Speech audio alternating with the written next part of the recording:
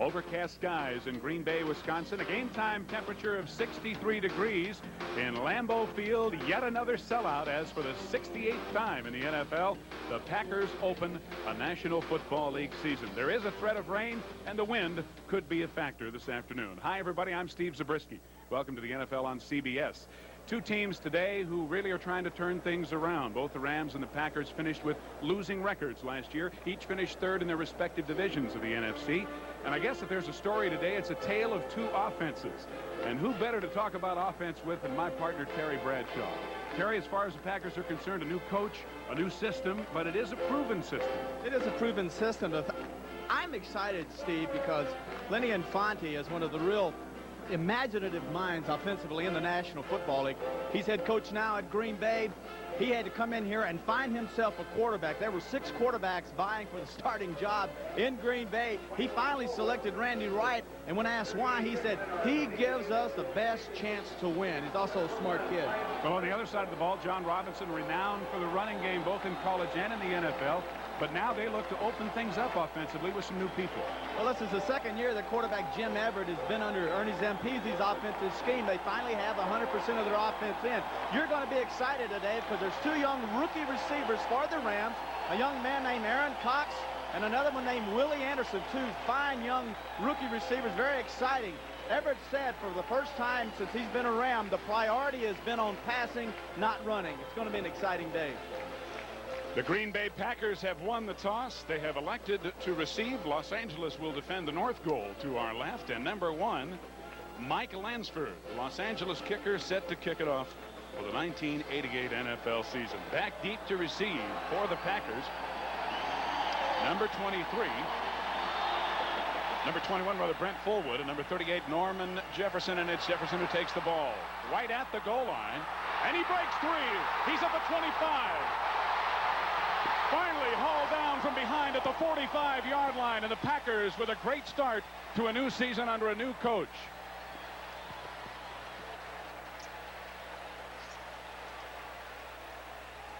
There is a fumble, and Randy Wright, ready to go onto the field, will have to turn around and go back as the Los Angeles Rams come out of the bottom of the pile with possession at the Green Bay 48.5.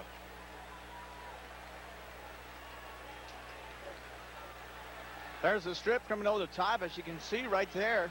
Jefferson getting stripped from behind. You can't see those things, and it's very easy for the tackler to knock the ball loose.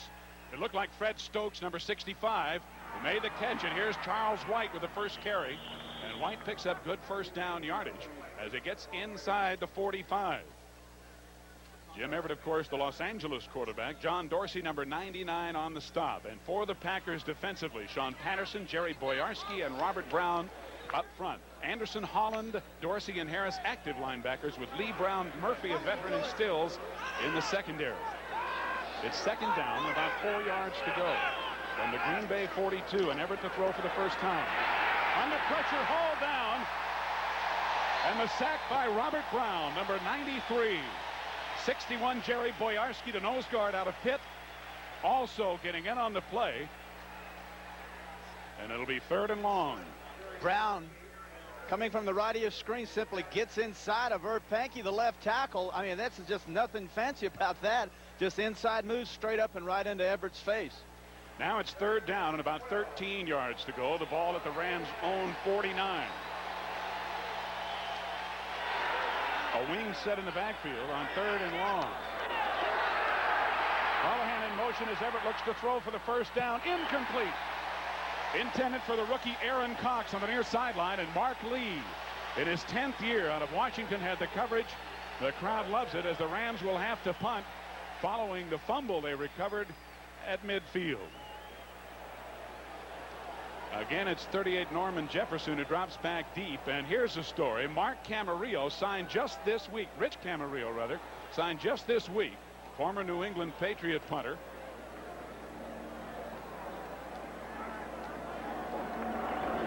Dale Hatcher with a knee injury as Jefferson calls for the fair catch and takes it at the 21. So the Packers will go on offense for the first time after the 30-yard punt and no return. And Randy Wright a 53% passer last year, goes against the Los Angeles Ram defensive front.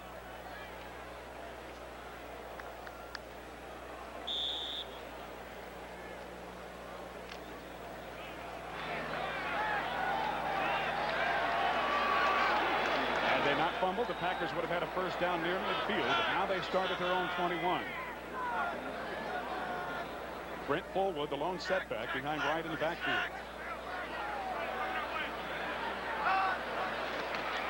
And it's Fullwood on the carry and nowhere.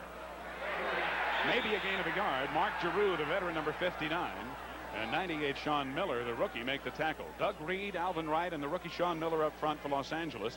Mel Owens, Carl Erkin, Mark Giroux, and Mike Wilshire, a veteran group of linebackers. Jerry Gray, Leroy Irvin, Johnny Johnson, and Vince Newsom, also veterans in the secondary for LA. A gain of about 2. It'll be second down, 8. The ball at the 24.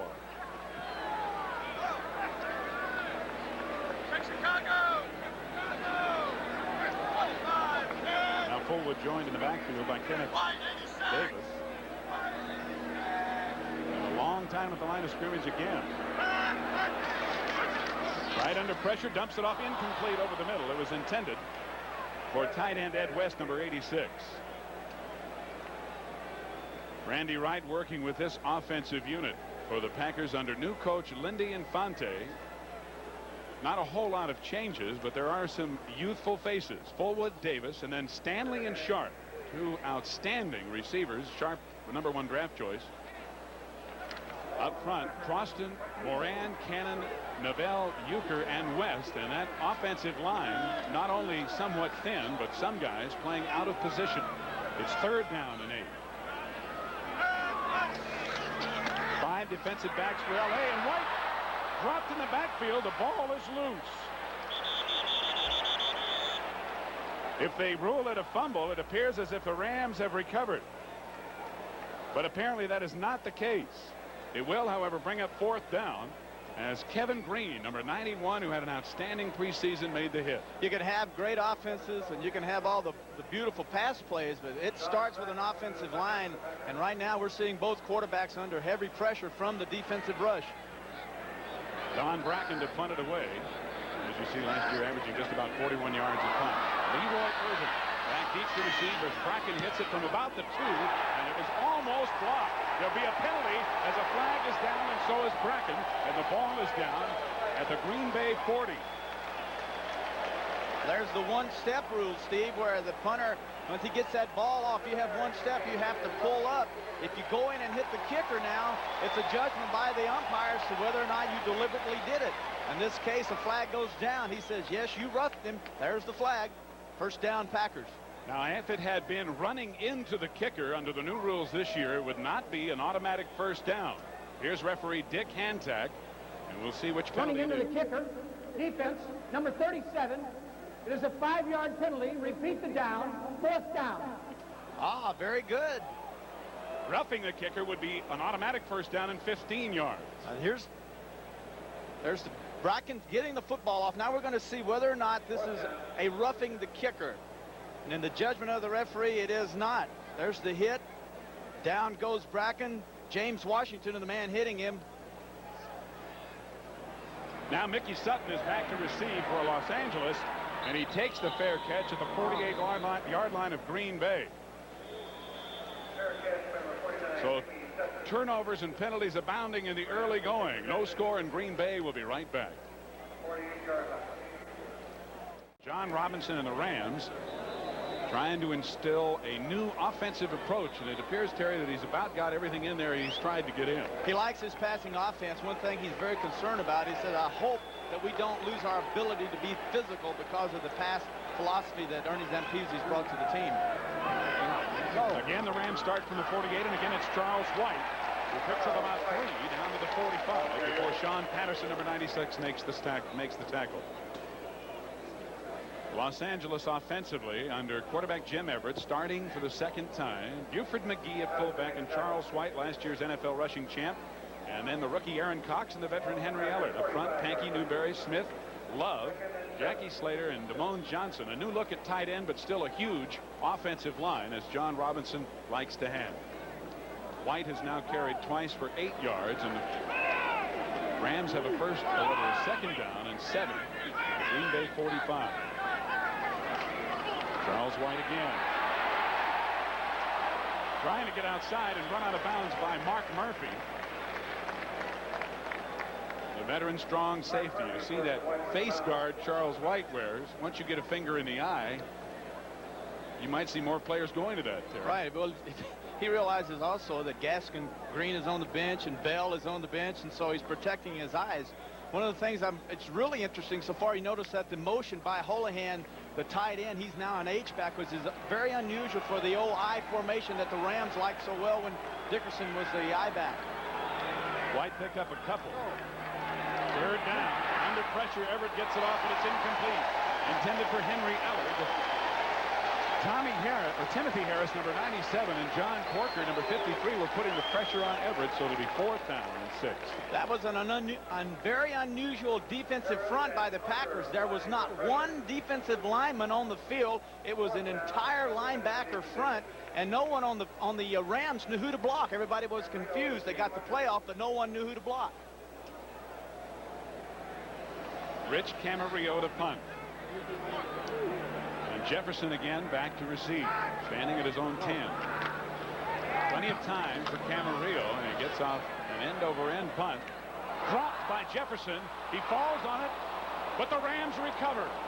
Los Angeles with a break inside the Packer 5-yard line. Anthony Newman, number 26, coming up with the football as the turnovers continue. And Los Angeles in business after a 36-yard punt. One of the things that Infante was very pleased with was his play of his special teams. They put in 30 minutes before each practice, 30 minutes in practice sessions before practice, and during practice another 20 minutes. Hey, that's 80 minutes and preparing each day just for special teams. And right now here in the first quarter, we've had 2 fumbles by Norman Jefferson. Got to be disheartening when you spend that much time on it. Everett with a pitch to Charles White. Down inside the 5 to about the 3. 97 Tim Harris again with help from his buddies. So it'll be 2nd and goal. A new philosophy, Steve, that Coach Robinson has now, and which again is different from the past years of the Robinson running formation, is now he is using his guards, left guard Newberry and right guard Duval Love, and pulling both guards, which is unusual for the Robinson offense. Normally it's just straight ahead blocking. And reminiscent of the Packers of the 60s under Vince Lombardi. From the 3-yard line, Charles White again, plenty of room, but he's kept out of the end zone by outstanding defense. Mark Lee, number 22, and number 50, Johnny Holland. Holland said, the inside linebacker Holland, 50, said one of the things that has changed in our defense is that we now are taught to read things, be smart, and then be aggressive. It's different in past where the Packers were all out aggressiveness. Now it's sit, read, be smart, and then react. Holland, outstanding job that time. Greg Bell, number 42, in at tailback with Buford McGee, the fullback, on 3rd and goal inside the 1. Bell, touchdown Rams. The second turnover by the Packers costs them dearly, as with 10:14 to go in the first quarter, Greg Bell and the Rams take it in. Right tackle, that's the right end in goal line situations. Number 72, Cox, down inside, caves Anderson down inside, and boy, just opened up a nice hole that time for White as he went off his block for the touchdown.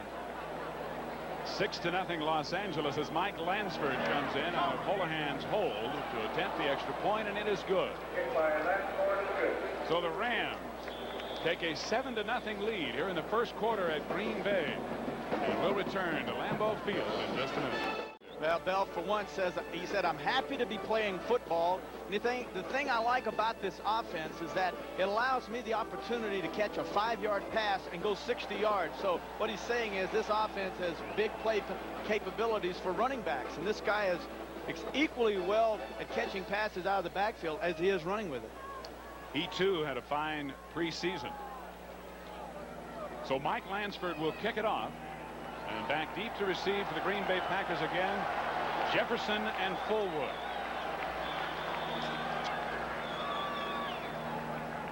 7-0 Los Angeles. Jefferson at the 5, fumbles it again, and hauled down at the 7. Anthony Newman again with a big play, and again Jefferson having a problem holding on to the ball. Well, you have to ask yourself now, if this young man's fumbled 2 already in the first quarter on special teams, maybe it's now a chance to get him out of there and let him settle down. Let Fullwood handle all your punt returning and kick returning, because he's excellent at it, and get Jefferson out of there. Right now he's hurting this football team. And it all began with an outstanding return that would have given the Packers excellent field position to start the game, followed by a fumble. And so Lindy Infante's new offense has not had any field position with which to work as yet. 1st and 10 from the 8. Andy Wright under pressure again, gets it away, incomplete, intended for Brent Fullwood. Sean Miller, the rookie out of, not a rookie, but out of Utah State, with the pressure on Randy Wright.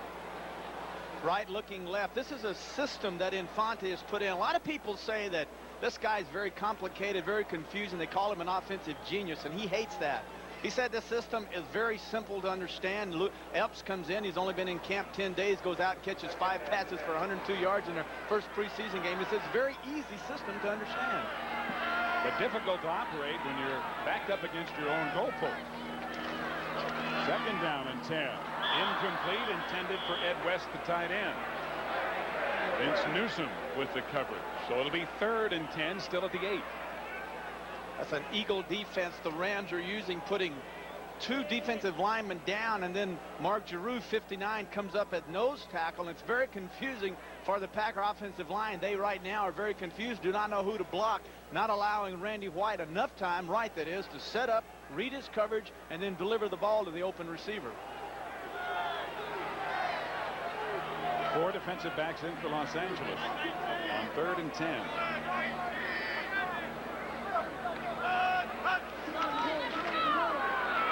On his own goal line, Wright completes it. Perry Kemp with a 1st down at the 21. Mel Owens saying he not only made the tackle but came up with the football, but he'll lose the argument. It's 1st down Green Bay. This is the first time that the Rams did not come out with an all-out pressure on Wright. Only 4 defensive linemen rushing the Packer quarterback. Now that allows him time to set up. Beautiful job by Kemp of going down, running his route, getting past the 1st down marker, setting down in the little zone, and then Wright delivering the football to him. That is the first earned 1st down of the ball game by either team. Except for the touchdown. Eagle defense by the Rams. Wright with a quick dump off over the middle of West, and it's knocked incomplete. He never had possession, and again it was Mel Owens, 58, who made the stop. Look at this. This is an Eagle defense with 2 defensive ends, or down in 2 defensive ends, and then there are 5 linebackers in the football game who can either blitz or drop off in coverage. Mark Giroux, 59, is actually the nose tackle. Now notice from the outside, Ekron, 55, he blitzes to the outside, and what the Packers are trying to do when they see this is get a back out over the middle where everyone is leaving, pop him the football and let him run. It's working for the Rams. The Packers are taking a tremendous amount of time at the line of scrimmage.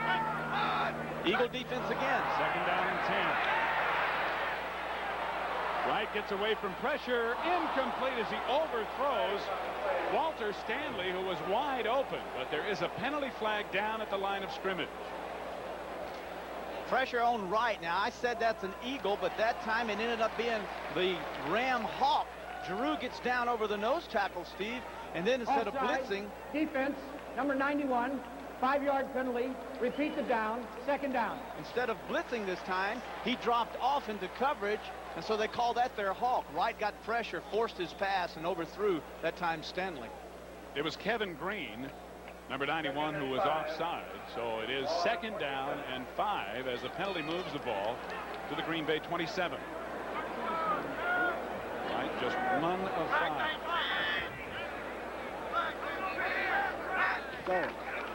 Fullwood, off tackle, breaks the tackle, 1st down and then some to the 37. Sean Miller on the tackle. A lot of pressure on Fullwood, a young man who has not played well for the Packers. Extremely disappointing rookie season. Everyone has said he's got to get committed to playing football. This time, Infante brought him in. Most of the backs, all the fullbacks and tailbacks for the Packers have to learn both halfback and fullback positions. To simplify things for Fullwood this year, Infante said, you're playing fullback, learn just that position. Green Bay with 2 tight ends in now on first down.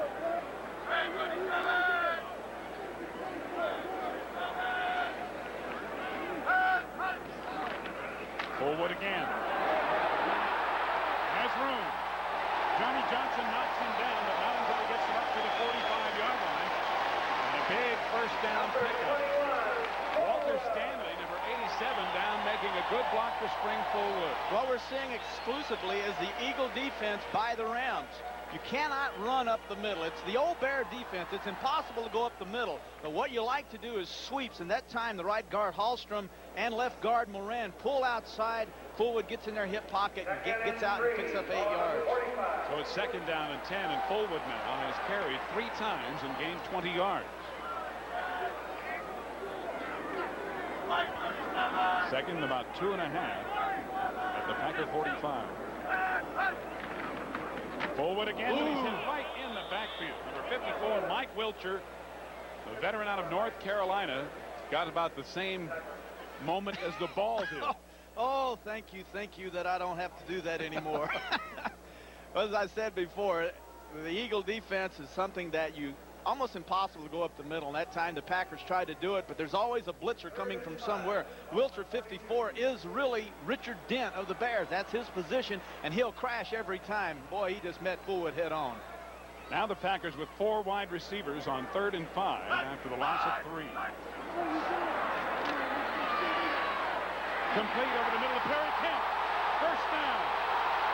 Out of bounds inside the Los Angeles 25. Nicky Sutton, number 49, bumped him out of bounds. The first big play for Green Bay. Randy Wright is the quarterback that Infante says gives us the best chance to win. Coming from the right side of your screen, you'll see Kemp, 81. It's a crossing route. There's a blitz up the middle by Jeter, or the rush, rather. And on crossing routes against man coverage, you always run away from man coverage. Excellent job by Kemp, and a fine job by Wright getting him the football. Perry Kemp just outrunning Leroy Irvin for a 35-yard gain. They mark it at the 23 of the Rams. Now, nice time to do it again, Steve. You're down inside the 30. Everybody likes to play man. Play action. Do it again. Crossing routes. Paul Ott Caruth in at fullback for the Packers. And Caruth with a big hole and a gain inside the 20 to near the 19. But there is a flag down in the Green Bay backfield. There's your holding call. It is holding against the Packers.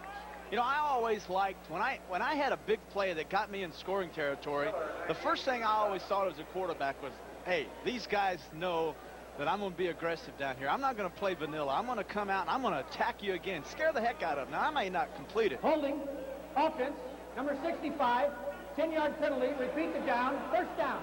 But I may not complete it, but I'm sure as heck can let them know that I'm not going to sit back here and let them dictate to me. I'm going to dictate to them. Let's look at 65. That's the right guard, Hallstrom. You notice he's going to pull. Set up, pulls to his left, the right on your screen, and then 91 is Green. That's the linebacker. There's the hold. Little arm around, puts it behind his back. They got him for it. Good form on a tackle. On first down, Wright pulls it down, and then he's pulled down. At about the 34 by big Alvin Wright. Alvin Wright playing in the place of injured Meisner, Greg Meisner, number 69, who's not dressed out today, but Wright playing in his place. Good job. That nose tackle is the worst position in football. I mean, it's the worst. You got 3 guys hitting you, plus a lot of times a fullback or an H-back, and I wouldn't want that job, and I hope this guy's making lots of money, because that's the worst position to play. You get real dirty, too. You can't help but get dirty. Second down, 20 yards to go. Now the Rams have gotten out of their eagle. Right from the LA 33, incomplete, intended for number 87 Walter Stanley, and it was Leroy Irvin who had the coverage. Steve, one of the things that Infante says that's very important for the quarterback to have in his system is not a strong arm, but he must have a quick mind and a quick release. And that time, Wright had the quick mind, but he didn't have the quick release. He knew where to go with the football. His man was open, but he delivered the ball too late. Again, 4 wide receivers in for the Packers on 3rd down and 20.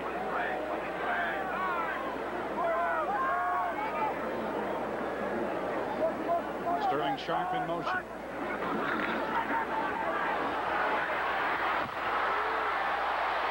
Wright gets away, but gets very little yardage. In fact, will lose a few as Freddie Stokes finally chases him down from behind. Kevin Green with the initial pressure, and Wright couldn't find anybody open. Well, that's why these fans like Mikowski, the other quarterback, you know, they always have these, let's have a pick in the paper. Let's pick our quarterback, and Mikowski was the fans' favorite. One of the reasons was he has athletic skills. He can get out of the pocket and run with the football, something that Wright does not do very well.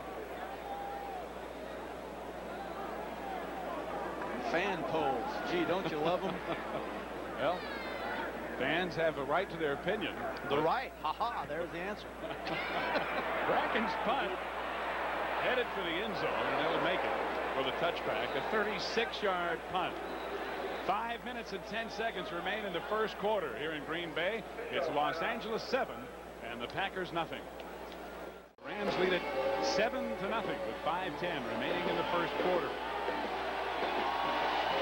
The Packers had a significant drive of 54 yards, 12 plays, and they ran 5 minutes off the clock, but they were unable to score. And Jim Everett and the Rams take over, first down at their own 20. Everett throwing it out to Henry Ellard and complete for a first down at the 32, covered by Mark Lee. Take a look at Everett smiling. He really is happy with this system. I asked him about it, and he said, well, it's a 3-5-7 system. First 1, 2, 3, he's covered. 4, 5, stop, he's covered. 6, 7, there he is, boom, then get in the football. It's a read system while you're going back, and it takes a long time to learn it, but he's got it down. Other than the touchdown, that's the Rams' first down as they mark it at the 32.5. Charles White hit immediately. A little extracurricular activity going on away from the play as Sean Patterson got into it. But Robert Brown, number 93, with great penetration.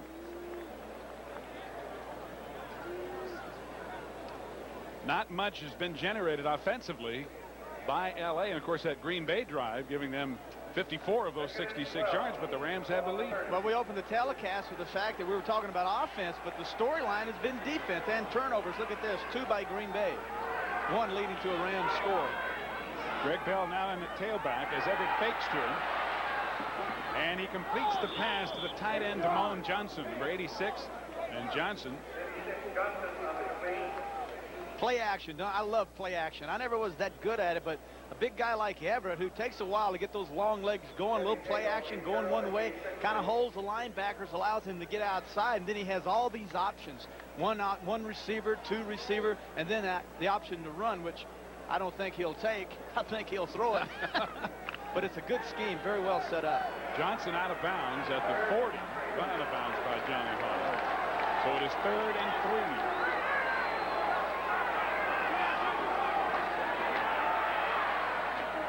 Complete to Holohan for the first down. He was hit immediately by John Dorsey, number 99, but he held on, and the Rams have another first down at their own 44. Well, that's a pre-designed play for the tight end Holohan, or the H-back in this system, guy they picked up from the Chargers for a 4th-round draft choice. To the right of your screen, he'll go down, up the field, set up, and then come back across the middle. And there's the throw by Everett. Ooh, nice catch. Charles White back in at tailback, and he has the football. Lead of about 3. Mark Murphy, the strong safety, coming up from the secondary, and Sean Patterson, number 96, also went on the stop.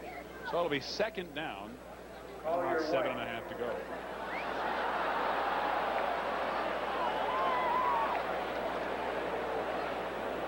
Cowboys, Steelers, how about that? Those Steelers are hard to beat at home, Do you miss especially it? when the Cowboys are there. Do you miss it? No, I like being here with you, big guy.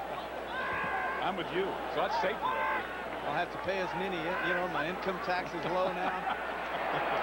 Everett over the middle and complete again to Ellard, who made a fine catch while rolling on the ground, and another Los Angeles first down, now in Green Bay territory, and about the 42. Mark Lee, 22 on the coverage. This is an offense. For the fans listening, this is the old Charger offense, and it's an option offense where the receivers have loads of options. If the guy sits inside, he goes outside. If he sits still, he goes by him. If he sits inside, he goes outside. That time, Ellard, since his man was outside, he went inside. He was wide open. Double wideouts to the far side for the Rams on 1st and 10 at the Green Bay 42. Incomplete, and Everett appeared to be perhaps throwing it away as the intended receiver, Gaston Green, was well covered. Again, it was Mark Lee. Mark Lee, outstanding job. 2 theories of throwing the football if you have a strong arm. Number 1, if he's open, throw it to him. Number 2, if he's not open, throw it anyway. That time, Everett said, throw it anyway. Sort of reminds me of your philosophy. Yeah, and then the guys up here in the booth say, you know, they'll say, ooh, wow, did he thread the needle? See how that works? If it's complete. 2nd down and 10. It was Ellard, not Green, who was the intended receiver. Here's Bell. Big hole. Inside the 35 and still fighting for more as he gets to the 34 before he's pushed back. Ken Stills, number 29 in the secondary, leading the charge. There's the pulling guards again, and the old sweep by Bell. If the flow goes outside, then the running back cuts back against the flow, and that's exactly what happened with guards Newberry and Love leading the way. They seal their guys outside. Bell saw that, cut back against the grain. Minute and a half remaining in the first quarter. Los Angeles leading 7-0, and they are driving with a 3rd and about 3 at the Green Bay 34.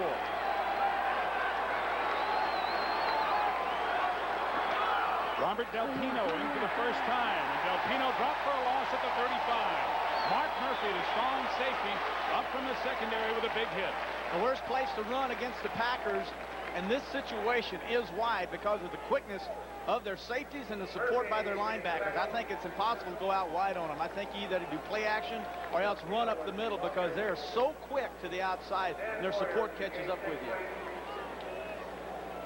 Mike Lansford will attempt a field goal.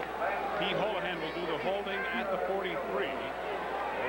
It'll be officially a 52-yard attempt. Line drive kick under the crossbar. Not quite enough and no good. So the Packers hold with 34 seconds remaining in the quarter. Still 7-0 Los Angeles. We'll be back to Green Bay in just a minute. Hurricanes have Florida State's number. 1st and 10, Green Bay. Fake the reverse and pitch to Caruth, but he can't hold on as Wright overthrows him, and it's incomplete. 2nd and 10. A little fancy play action here on 1st. Look at Wright. He's so frustrated. That time when Carew went up, Carew's timing on his leap to catch a pass was a little bit off because as the ball reached its what's the top? What do you call it? Axiom? Zenith. Oh, the zenith. Very good. As it reached its zenith, he was going beneath us. How's that? He was coming down. In other words, poor timing. That's what happens when you try to get fancy with words. Throwing long over the middle. Sharp trying to come back for the ball, but it's incomplete. Leroy Irvin had Sterling Sharp well covered, and the ball was underthrown. And Wright, 2 of 9 so far. In an offense, when Linty Infante was talking to us, in an offense that he said a quarterback in this system should be a 59 to 62% completion quarterback, and his average per yield per attempted pass should exceed 8 points or 8 yards per attempt. That's not the case here going in the first quarter. It is 3rd down and 10. 6 defensive backs in for the Rams, and the Packers are 2 of 4 on 3rd down conversion. Wright has time. Corey Kemp has it knocked out. Rams say they have it. They're calling this an incompletion. An excellent job by Wright of avoiding the rush and getting the pass off, but I thought it was a completion and then a fumble, but the side judge saying no. Well, they're conferring now. It did appear as if he had possession. Okay, there's the throw. There's Kemp. There's the catch. Now he's got the football. Now the ball is knocked out of his hands, and Stanley is standing there, and he lets it get away. Hey, that's a fumble. That should be Rams football. The conference, Dick Hantak, the referee, now wearing the white hat, something else that's new this year in the NFL. Good guys always wear the white hat. Used to have the black hat. Now it's the white hat with no stripes. Now there's another angle. Kemp, there he is, 81. Does he have control? There, it's in his hands. There's the completion. There's the fumble. Stanley has an opportunity to recover it. Has been ruled incomplete on the field.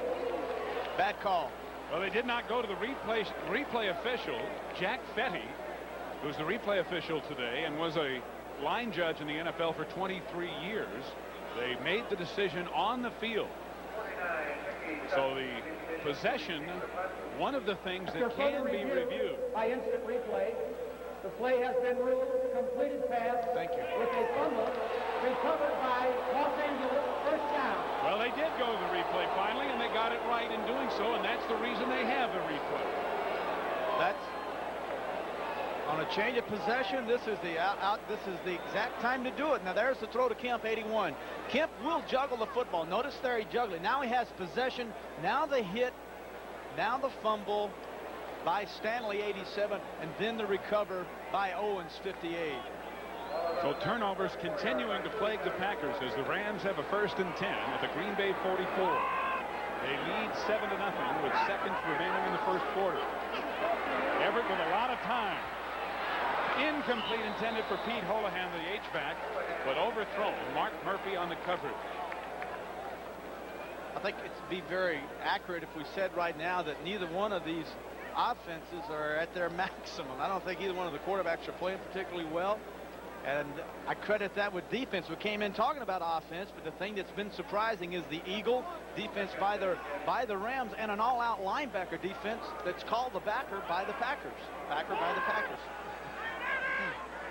The chess game goes on as each tries to counteract the other. Charles Wright with a huge hole inside the 40 to about the 38.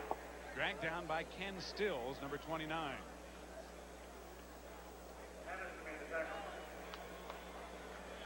So the time runs out here in the first quarter on Charles White's 7-yard run. Rams lead it 7-0.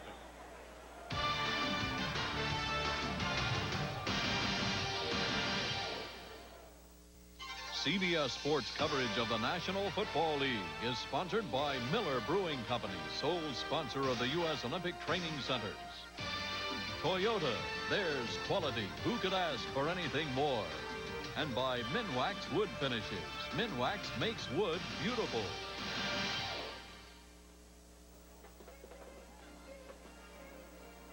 Start the second quarter here at Green Bay. Los Angeles leading the Packers 7-0, and the Rams moving the football as they have 3rd and 3 at the Green Bay 37.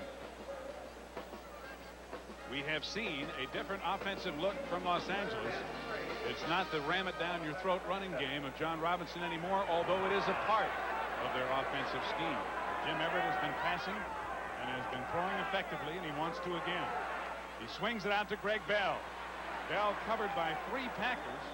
Still picks up a little bit of extra yardage as he gets down near the 35. Tim Harris and John Dorsey were waiting for him. This single back offense the Rams are using is an offense that it just drives people crazy, because that time they came out with 2 wide receivers and 2 tight ends and only 1 back, and then Everett can use both sides of the football field and flood it with 2 receivers, and that time he chose to go to the left, hit the wide flare, or what's called a wide flare. Not enough for the first down, though. And the Rams are going to go for it on 4th and 1 at the 35. Now they call timeout. So Everett apparently unsure as 3 offensive players came in, including Charles White.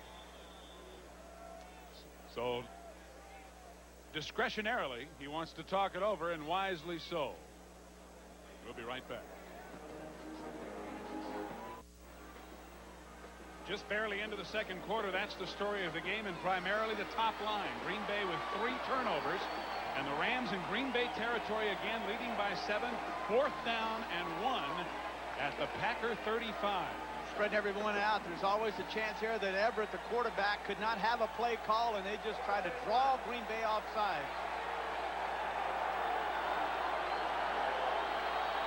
On 4th and 1, Everett throws it to Del Pino, first down at the 31.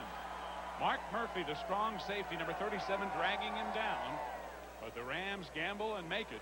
It'll be 1st and 10 at the 30. They love Del Pino. This is a young man that got lost going to training camp, but he didn't get lost running that route. Knew where to go, got his first down. Johnny Robinson, when he talks about him, just bites his tongue, holds back the superlatives, because he said this kid can run, he can catch, he's everything and more than we ever dreamed of. A 5th-round draft choice out of the University of Missouri, and many feel a real steal. Everett on 1st and 10 hits Holohan. A 7 or 8 yard gain down near the 22. And again, it was Mark Murphy, the strong safety, making the tackle. John Robinson, Terry, always liked the ball control type of offense, and he used the running game. Now he's using the passing game and controlling the ball as well. Well, you have to give it, you have to really compliment Robinson, because he's taking a big chance here by saying, okay, fine, we'll go to the passing. He realizes that if the Rams are to get to the Super Bowl, they're not going to do it by running the football 75% of the time. He wants a 50-50 or a 45 blend of running and passing. On 2nd down, Charles White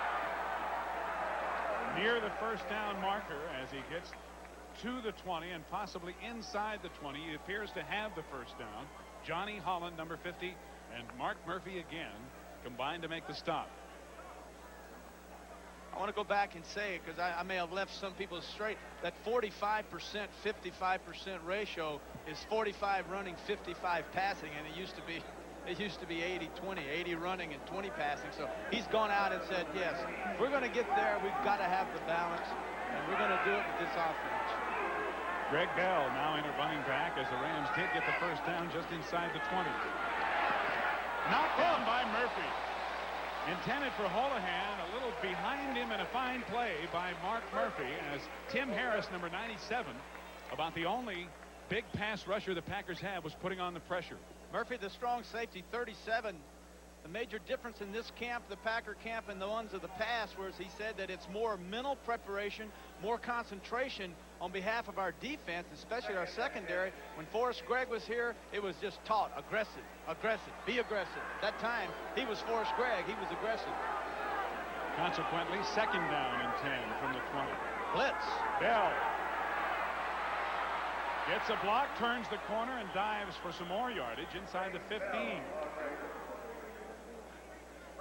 They'll mark it at the 13, and again, Mark Murphy, 37, who's had to make a lot of tackles today, brought him down. That's the 3rd time now that the Rams have gone to the sweep, pulling both guards, Love and Newberry, getting out wide, and a really smart job that time by Bell. He just didn't sprint out there. He kind of just glided along, waited for things to unfold, developed, and then made his decision and went outside. That's that phrase coaches love, waiting for something to develop. Sounds good. Fancy. Now we're in that old territory where everyone plays man-to-man coverage, and they love the blitz. 3rd and a long 2. Fake to Bell. A screen pass the other way to the tight end, Damone Johnson, inside the 5. Steve, that play is a play that San Diego used against the Steelers in 1983 for 2 touchdowns to Kevin Winslow to beat us there. It's called 238 throwback, middle screen to the tight end. There's the play action. There's your 2 action. Sprinting out right is Everett. Turning around. There comes our tight end, Damone Johnson. Now he just tries to outrun everyone and get in the end zone. Damone Johnson, a new look tight end for the Rams. They used to have a big prototype tackle. David Hill, right? He was a big load, but Robinson said he couldn't run 10 yards. Under the new offense, they need wide something flare. Different. There comes Bell. Can he hold on? Yes, touchdown. Greg Bell juggling the ball, calls it in as he crosses the goal line, and the Rams take a 13-0 lead. Now we're looking at the offense, designed, it's working, everyone is on the same page. Beautiful job by Everett. There's the motion, but McGee outside, he's blocking. Everett coming out, he reads the wide receiver first, He's open in the corner also. Linebackers get deep. Bell finally catches the football and gets inside the little corner there for a touchdown. Good job by Everett. Lansford on to attempt the extra point as Bell has scored both Ram touchdowns. And again, Lansford, Mr. Automatic, good again. 10:31 left to play in the first half here in Green Bay. The Packers trail the Los Angeles Rams 14-0. Greg Bell making his presence known in Los Angeles. In a conversation with us yesterday, Terry said he'd like to have a Roger Craig type of season. Well, he understands what his abilities are. He knows he can run with the football. He knows he can catch it. And there's even talk that this guy may be the ideal back for the Rams if they stay with a one-back offense because of his pass-catching ability. Lansford kicks it off. Bullwood lets it bounce. Takes it at the 10. Looking for room. And he gets it out across the 25 before he's hauled down by Michael Stewart. Now let's go down to New York and Brent Musburger for an NFL Today update. Thanks, Brent. And Randall Cunningham apparently looks very good. Randall Cunningham may be the most exciting quarterback because of his athletic skills. This guy can smoke with his feet, can really run, but he also can throw the football well. 2 TDs, not bad. Green Bay 1st and 10 from their own 26. A fake to Fullwood. Wright rolling away from the pressure, now throwing back. Incomplete. Intended for Kenneth Davis out of the backfield. Leroy Irvin with the coverage. So it'll be 2nd down and 10. Wright 3 of 11 passing. Well, the turnovers have really hurt the Packers as 2 of the 3 have led directly to the 14 points the Rams have scored. And Fonte can be pleased. Fumbles. You know, when you're a young football team like these Packers, you can't afford to come in and give the football to a team like the Rams, who, by the way, hey, they're pretty young themselves. 2nd down and 10, still at the Green Bay 26. Bullwood hit as he crosses the line, but falls forward out near the 30 to the 29. Carl Eckern, 13-year veteran out of San Jose State, greeted him rudely. It'll be 3rd and about 7.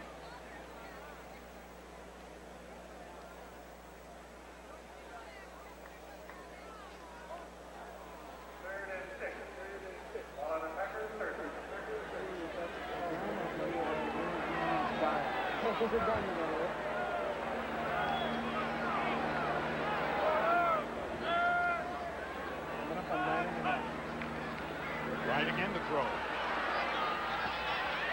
Complete to Stanley and a 1st down. Mickey Sutton with the coverage. But Walter Stanley, his 5th year out of Little Mesa College in Arizona, with a big play. This fine throw by Wright. Stanley at the top of your screen. He will come down, just drive his man off, feels the pressure, leans in, then goes back out. And Mickey Sutton's got excellent coverage on him, but Stanley and Wright hook up for a nice throw. Stanley coming in, they asked him, was he worried about Sterling Sharp, the #1 draft choice of the Packers? He know future All-Pros don't worry about things like that, but he has yet to make the Pro Bowl. He made a big play, however. His first downs have been hard to come by for the Packers. Davis trying to pick his way through a bunch of green shirts as well as white shirts, and Vince Newsom, the safety number 22, and Eckern brought him down. He did pick up a couple, however, to the 49, where it'll be 2nd and 8. In this Packer attack, the key man is the fullback. He's the man who will do all the running in from between tackle and tackle. And the halfback, he'll be the motion man, and he'll be the guy that'll run occasionally, block occasionally, but primarily he'll be a pass receiver. Kevin Green, who had such an outstanding preseason for the Rams, limps off the field with some type of ankle, knee, or leg injury. Brett Ferragnez, number 51, replaces him. 2nd down.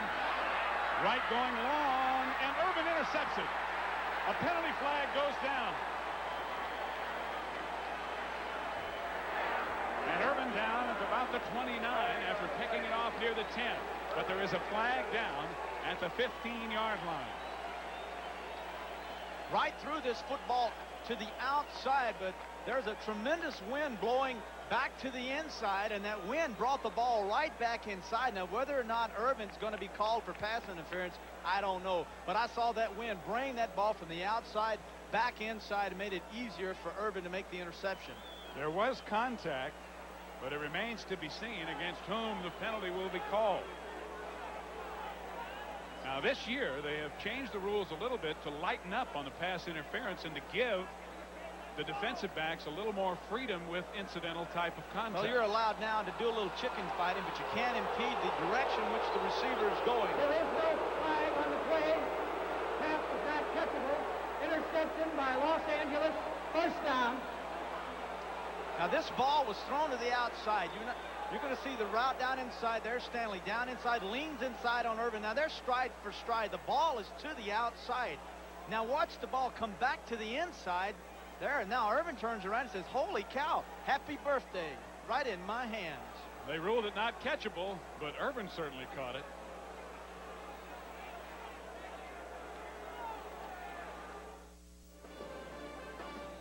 Steve Zabriskie along with Terry Bradshaw from sold-out Lambeau Field here in cloudy Green Bay, Wisconsin. And the home folks aren't too happy. One of the main reasons is because they trail 14-0 and have turned the ball over 4 times. The fourth one leading to this drive as Charles Wright takes the pitch and gets across the 30 for a gain of 1 or 2 to the 31 before John Dorsey, number 99, brings him down. Dorsey, inside linebacker, number 99 for the Packers, playing in the place of Brian Noble, who by the way is a holdout here in Green Bay, and his picture is on the program cover today. And to say the least, Lenny Infante is pretty upset about it. Kind of an embarrassing thing for the Packers. Second down and 9. Holohan with a reception. And Mark Murphy brings him down at the 39. Close to the first down, but a couple of yards short. It'll be 3rd and about 2.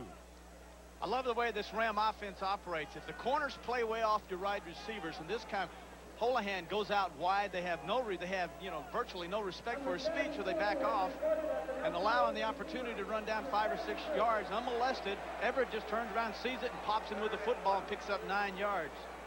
Packers have had 6 possessions now, and 4 of them have started in Green Bay territory. This is only the second one that has not. Charles White on the sweep. Hit from behind. An excellent play by Johnny Holland to prevent White from picking up the first down. It'll be 4th and 2. Johnny Holland says this defense that we're playing now, this aggressive style, smart, man-thinking defense, number 50, Holland comes up, allows us to make big plays, big plays. That time Holland shoots through and nails White in the backfield, short of the first down. Camarillo on to do the punting. And again, it's Norman Jefferson who is back deep. Camarillo just does get it away. Jefferson retreating to the 20-yard line. In trouble, and a flag goes down. At the spot of the tackle where James Washington made the tackle on Jefferson, a flag is thrown. A 42-yard punt into the wind by Rich Camarillo.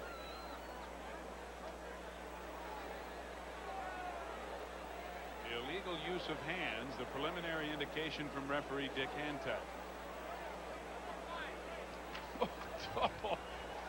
Terry's chart almost blew out of the booth. Was that one of the all-time great grabs? Honest to goodness. Illegal blocking back on return, number 32. Penalized half the distance to the goal. First down. Illegal block in the back. This is what almost blew out of the booth. Honestly, it was just floating out there, and like a great wide receiver. I'll tell you, you were no more for throwing than catching. That's one of the greatest catches I ever saw. Panic set in my heart. Look at that wind blowing, and it's virtually into the face of Camarillo, but he boots it 42 yards anyway. The illegal block from the back penalty moves it inside the 10. So again, Green Bay with horrible field position. Davis outside the 10 to the 11 before he's dragged down. Gain of 2 or 3 yards is all. It'll be second down. You'll notice Epps, 85, Philip Epps coming into the football game, and Infante likes a lot of motion between the huddle and the sideline. You'll see motion back and forth. back and forth. Wide receivers bringing in the plays, create all kinds of uncertainty on behalf of the Rams. They never know whether the player that's coming in is bringing in the play or if 2 or more wide receivers are going to stay in the game. He likes to keep them guessing. This time, Ken Davis way outside the wideout on the near sideline. Wright has time, and he's throwing long for Davis, but overthrows it. Incomplete at the 45. Johnny Johnson had the coverage. Got the matchup. They got a free safety out on a speedster, and Davis, it's just a one-man route. Everybody else block, and I'm going to try to burn you deep with Davis and Johnson. Boy, just did a super job. Johnson loves their new scheme. He loves the Eagle because he said it allows us to be aggressive. And if we're going to be a Super Bowl contending football team like the Giants, like the Redskins, we have to develop a style of defense that promotes aggressiveness, and that's why he likes this new Eagle defense by the Rams. Wright only 4 of 14 passing. It is 3rd down and 8. And he dumps it off out of the backfield to Paul Ott-Carruth. And Paul Ott is out to the 14 before Leroy Irvin knocks him down. It's not enough for the first down. Paul Ott-Carruth, related to the late great baseball star Mel Ott, and uses that as his given name. And one of the all-time great football names. I'm kind of big on football names, but doesn't it have a little bite to it? Paul Ott-Carruth. The guy's got to be a fullback. Steve Zabriskie. Not much to that. No. Paul Ott's got a lot of strength to him. Mickey Sutton back to receive Bracken's punt. Bracken will be kicking it away from just outside his own goal line. Whoa. Sutton at the 45 gets away. He may go. He's gone. Holland from behind. Johnny Holland runs him down inside the 15, and the Rams just keep pouring it on. Big return by Mickey Sutton. Where did Holland come from? Quarterback out of high school showed me all kinds of speed. We're going to see an excellent job. There's Sutton going up to the right. Then he'll cut back, picks up his wall, goes inside. Now, when he breaks back to the right here, I think he is gone. But look at Holland 50, just runs him down. In the meetings Monday, the players will let Sutton know about a linebacker running him down. Negative yardage for the Packers, a 43-yard punt, but a 46-yard return by Sutton. 1st and 10, Green Bay. Charles White looking for a hole, finding none, and going down at the line of scrimmage, the 11, in the grasp of John Anderson, number 59. I wonder what White thinks about this one-back offense, especially since he has been programmed his entire running career, starting with Southern Cal, as being a tailback in the eye. He's back there by himself now, and it's got to be a little disheartening to him to realize that he's in a different position and he's running virtually by himself up the middle. White talking to John Robinson, as now there are 3 backs in the backfield, and the H-back Holohan in motion. Everett, touchdown, Henry Ellard.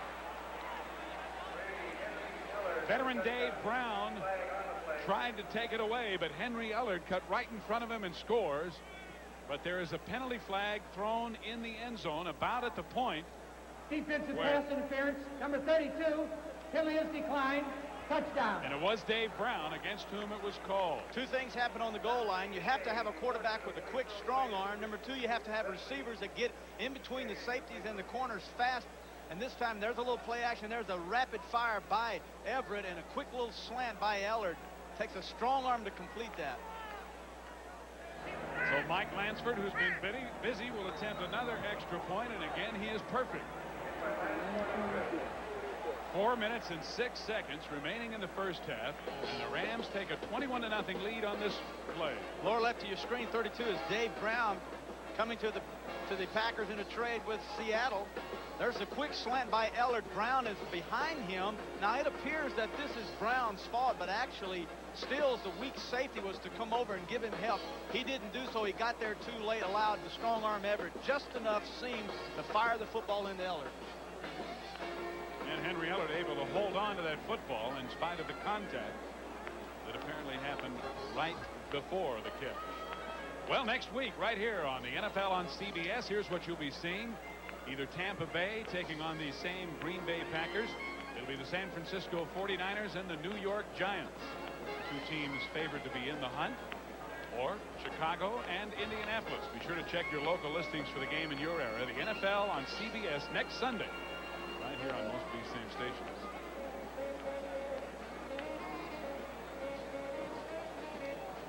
Industry in Green Bay. There's not as much as there once was, as this is primarily a farming area, a lot of land dotted with silos.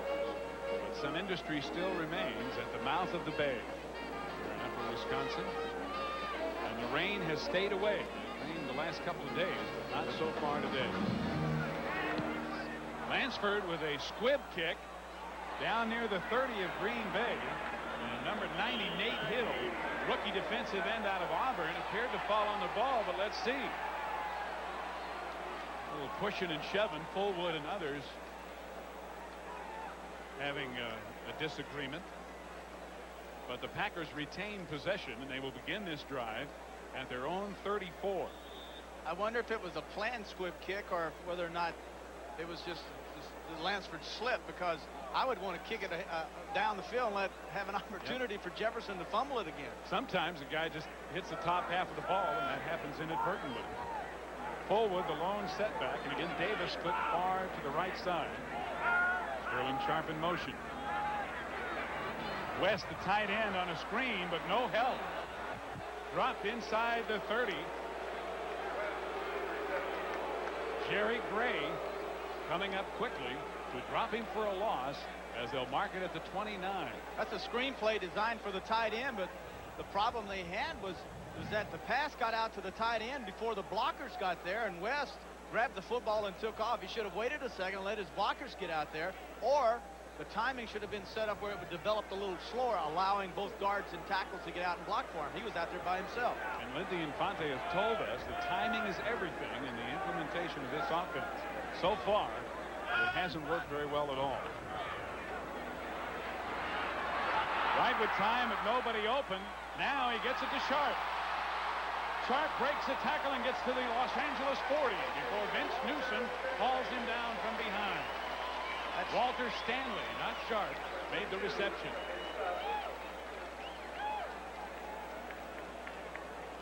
.54 Wilshire, as I told you earlier, in the Bear defense, he would be Richard Dent. He's going to put the pressure.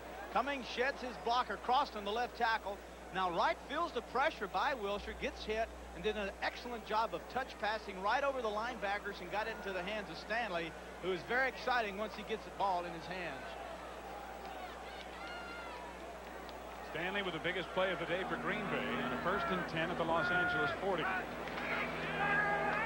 Fake to Davis. Oh. And a sack by Mel Owens. Back near midfield. Randy Wright with no chance as Mel Owens came virtually untouched. When a team has a big play on you, especially on a defense, one of the things that you fear is the defense. We can't allow them to get into our territory, so we'll come out and we'll blitz our linebackers. Mel Owens coming from the outside. No one picked him up. A play action makes it impossible for a quarterback to read the blitz. So there he is, play action. He turns around and bang, gets hit by Mel Owens. We're near the 2-minute warning here near the end of the first half. And it will occur before Wright can get the play off. 2 minutes remain in the first half at Green Bay. The Rams lead the Packers 21-0.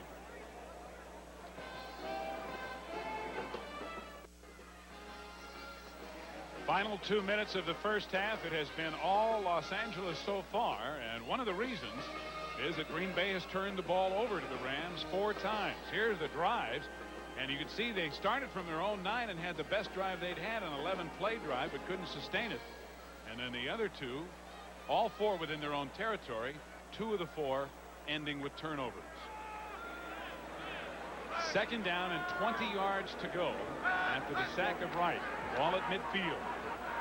Again, right under pressure, a flag is thrown at the line of scrimmage by the umpire. Perhaps a holding penalty. Gary Jeter, 77, with a lot of pressure on Randy Wright. Jeter, pass rush specialist, getting inside, occupies 2 offensive linemen. It's bad enough that the quarterback has to throw the ball away or get sacked. Offense, number 57, declined. Quarterback was in the draft. 3rd down. There you go. There's your sack. The bad thing about that is if you're going to hold, hold them. You know, don't let him get to the quarterback. Hold him. He had holding, and then he got to him anyway. At the 41-yard line, they ruled that Wright was in the grasp and in control. So it is a sack, and now it's 3rd down and 29.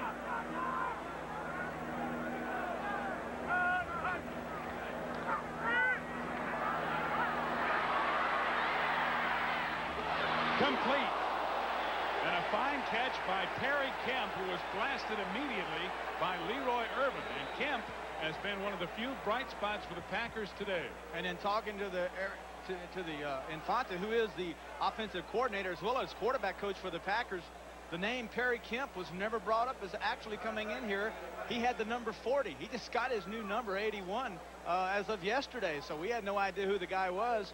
And now today he's the one who has made the big catches. But it's still well short of the first down. It's 4th down and 17. 1 minute 20 as you see remaining. And timeout is called by the Rams. This is a 40-second timeout. So 1:20 remaining, 21-0 Los Angeles. We'll be back in just a minute.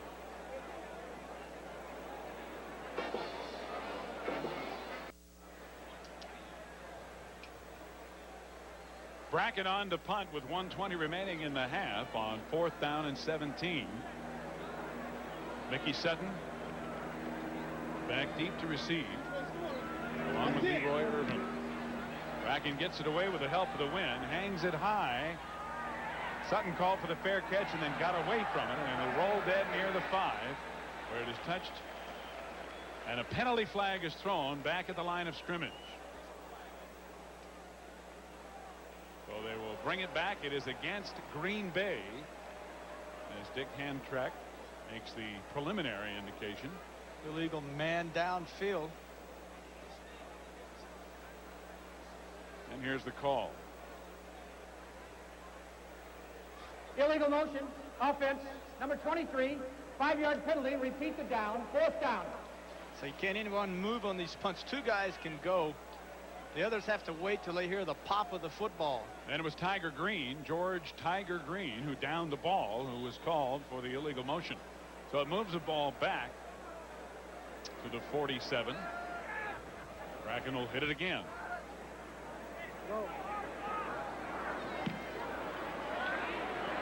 And he drives this one. It lands inside the 5, goes in and out of the end zone for the touchback with exactly 1 minute remaining in the half. Well, they lost 15 yards on that, had Rams backed up to the 5, and then Bracken just kicked the ball away. Normally, punters in this situation, Steve, will try to angle the ball off to the right or the left and maybe get a roll out on the 10 or, you know, get a good bounce and get it out on the 5, but he just let it rip down the middle. Well, here's what's coming up next at halftime. Brant Irv, Dick Butkus, and the NFL Today at halftime with scores and highlights for you. Also an update on the U.S. Open. And we will hear from America's newest tennis star, Andre Agassi. It is raining in New York City, so the U.S. Open plagued by rain throughout its first week. Buford McGee, the ball carrier, on 1st down, and Ken Stills made the tackle in the secondary as the clock continues to run, now with 46 seconds remaining in the half. Good yardage, a gain of close to 9 yards by McGee. It'll be 2nd and 1. A lot of, you could probably question that call, a little fake action handoff up the middle, and why not throw the football as much success as the Rams are having now. But Everett's throwing into a strong wind, and the areas that are going to be open right now are going to be 20 to 25 yards down the field. And when that ball is going against the wind, a lot of funny things happen, and the Rams could turn the ball over.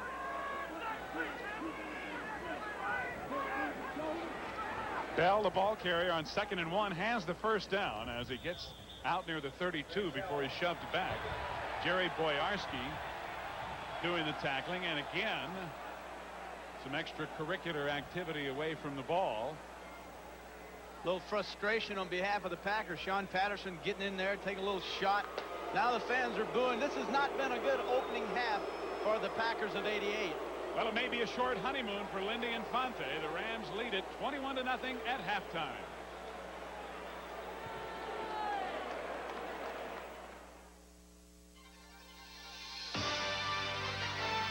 CBS Sports coverage of the National Football League is sponsored by AT&T, the right choice, and by the Bartles & James Premium Wine Cooler Company. is sponsored by Oldsmobile, who invite you to test drive a new Oldsmobile soon at your nearest Oldsmobile dealer. Shop Vac Wet Dry Vacuums. If it doesn't say Shop Vac, keep shopping. And by Miller Lite. When it comes to great taste, there's only one light beer. Miller Brewing is the exclusive beer sponsor of today's telecast. Steve Zabriskie and Terry Bradshaw back with you at Lambeau Field in Green Bay, Wisconsin, where the Los Angeles Rams lead the Packers 21-0 at halftime. And turnovers, the big story in the ball game. The first half statistics are really bent with turnovers because 4 have been committed by Green Bay. Randy Wright with 1 interception, 3 fumbles. And you mentioned earlier, Terry, about how much time the Packers spend. Lindy Infante has about 80-90 minutes a day on special teams, and yet the turnovers primarily have happened on special team plays. They spend 30 minutes in a meeting before the actual team meeting. Then they spend 30 minutes in pre-practice going over special teams, all situations. And then during practice, another 20 minutes, 30, 60, 20, that's 80 minutes.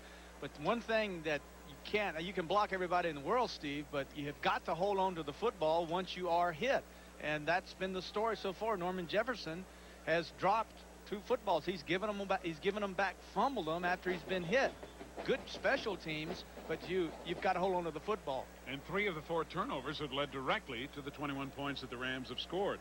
Additionally, Infante's offense not really clicking. They haven't been able to get what they want to do done not because it doesn't work, but because they haven't been able to execute it. I guess it's the only thing you can say at this point. Well, it's an offense that it's a systematic offense that everyone has to be, the gears all have to be going, and everyone has to be on the same page. If one man is out of sync, then the whole offense is out of sync, and it may look and it may appear to everyone watching this that Randy Wright is playing poorly. But if the left tackle doesn't block and the left guard doesn't block and he doesn't have time and people don't run the correct routes, then nothing good will happen. This is a good offense, but it's going to take time for it to finally develop and become a good offense. Packers kicking off to start the second half. Sutton fighting to break a couple of tackles at the 15, but Green Bay down with good coverage. And we may have both a Packer and a Ram shaken up at the 15-yard line. Slow in getting up for Green Bay. Number 53, John Corker, who is coming off. And Robert Del Pino, number 39 for the Rams, also very slow in getting up. So here are the halftime stats as we showed you. 4 turnovers, as we mentioned. Green Bay, 5 sacks. And the average field position for the Packers, their own 22, while the Rams have started at the Green Bay 46. But now the Rams with poor field position as they begin the second half at their own 16. Charles White. Jerry Boyarski wraps him up as he crosses the line of scrimmage, but White able to fall forward to the 19 for a gain of about 3 yards.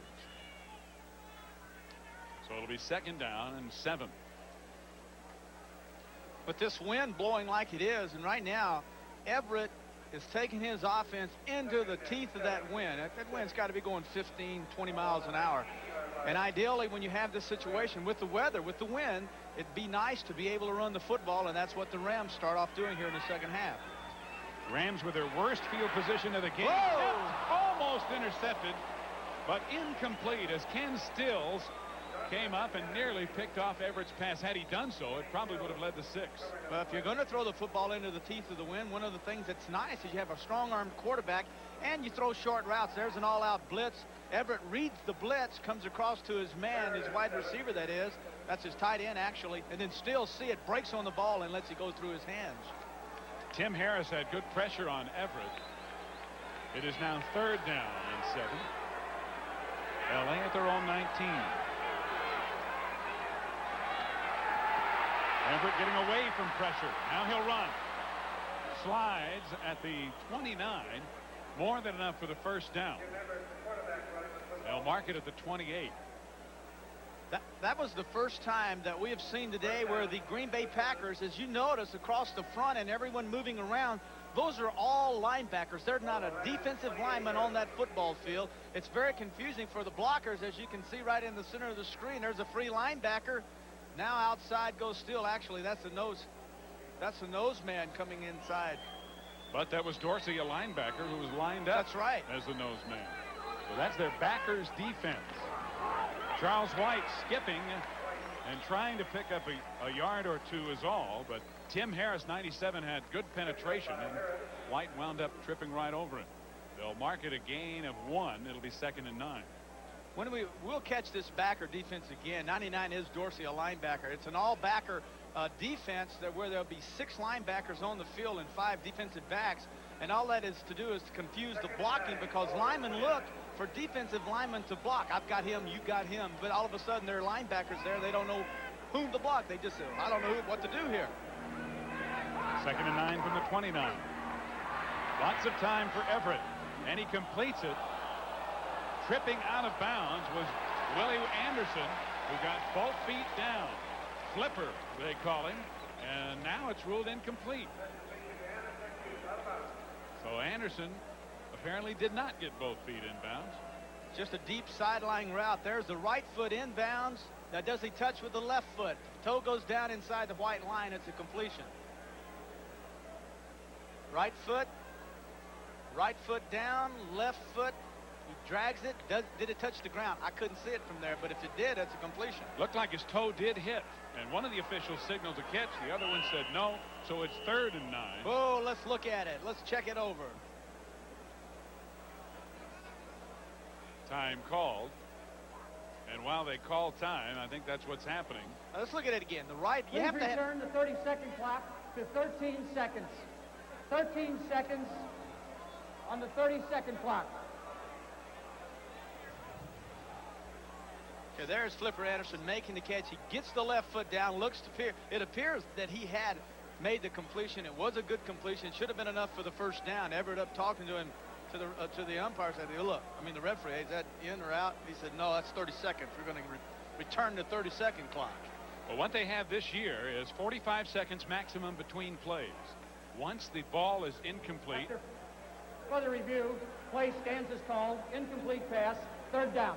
So they did go to the replay official, Jack Fetty, who felt that it was not a reception. So the 30-second clock restarted. It's now down to 9, and it's 3rd and 9 for the Rams. Backer defense by Green Bay. Greg Bell, short yardage, a gain of 3 to the 32 is all. John Corker, Scott Stevens, both in there. Both reserve linebackers make the tackle. Okay, this is a big down. This was a big down for the Packers. They've come out with a new defense. It stopped the Rams, and now everyone's going to go back on the sidelines. All right, that's the defense we're going to use in the second half. We'll use the backer defense, all linebackers. Rich Camarillo will be punting into that stiff wind that's coming out of the north. And Norman Jefferson, who has had a problem holding on to the football, is back to receive. Penalty flags are thrown. The punt is not a good one. Camarillo's punt going out of bounds near the 40 of Green Bay, but flags thrown at the line of scrimmage. This will be against the Rams. Packers will refuse it and take the football around the 40. There appeared to be some preliminary movement along the line of scrimmage. That's Gordon Wells, the umpire, conferring with Dick Hantak, the referee. Each of them threw a flag. Illegal motion on the offensive team, right guard. Penalty is declined. 1st and 10, Green Bay. So only a 29-yard punt, and the Packers will try to get their offense going after their best defensive series of the game. 12:05 remaining in the 3rd quarter. Los Angeles still leading 21-0.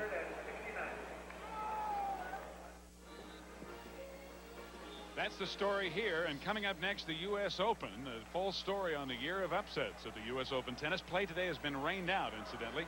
We'll look back at a classic McEnroe-Borg matchup, the year John staked claim to #1. So stay tuned for the U.S. Open next year on CBS.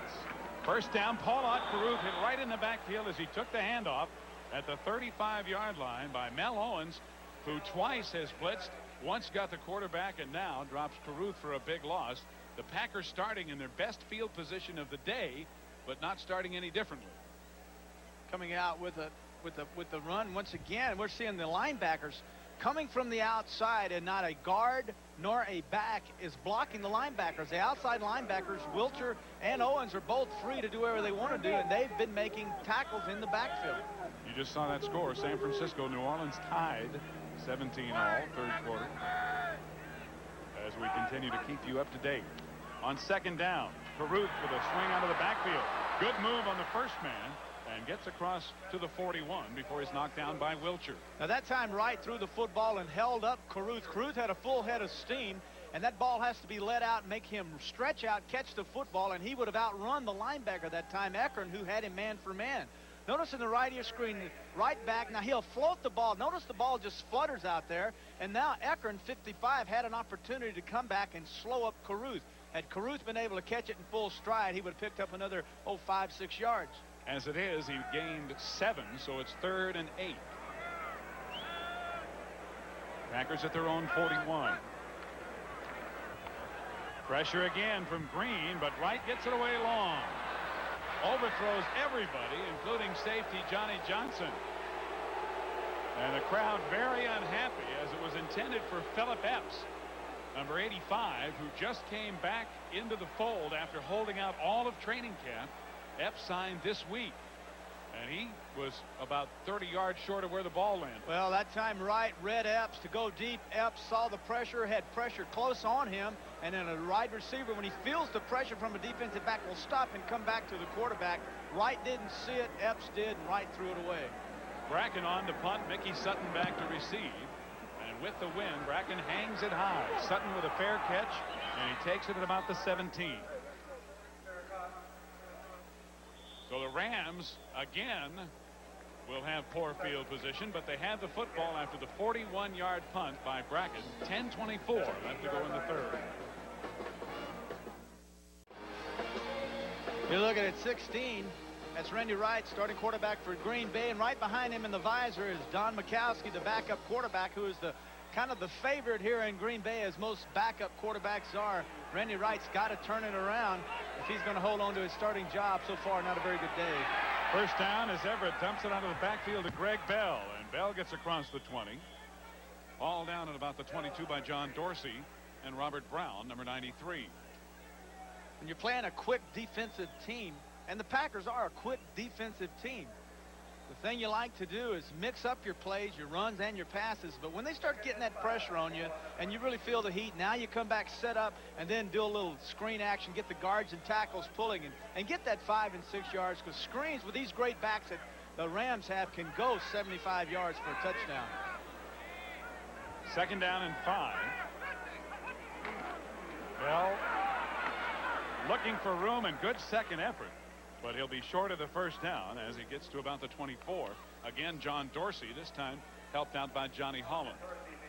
The Green Bay linebacker, Steve, will just simply not allow the Rams to get into an all-out running game. They're sending their outside linebackers every play, and it's forcing all their running backs to cut back inside where all the other people are waiting on them.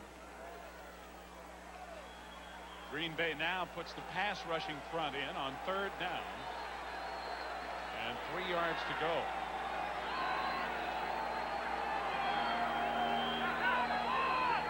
Rams with 2 tight ends.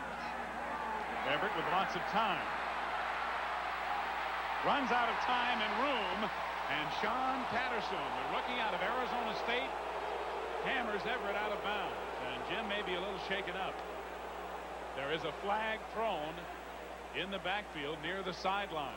Well, they threw the flag on Patterson after he tackles Everett out of bounds. Now, whether or not that's the call, we're going to have to wait and see, but it appeared that that's why the flag was thrown. They're going to accuse Patterson of roughing the quarterback, Everett. So let's see.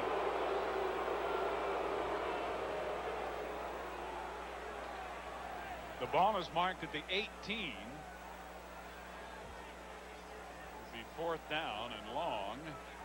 Face mask against the defense, a 5-yard face mask. By rule, we return it to the previous spot and play the down, third down. So it's going to be 3rd and 3 again because it was behind the line of scrimmage. This is Sean Patterson, a rookie from Arizona. There's the left arm. It will go up and grab the face mask of Everett. He swings at Everett, just simply trying to get his shoulder and knock him out of bounds. There's the pull down of the head. Down goes the flag, 5-yard penalty. Had he deliberately done that, it'd been like the roughing the kicker. That's 15, and it's a first down. So it is again 3rd and 3.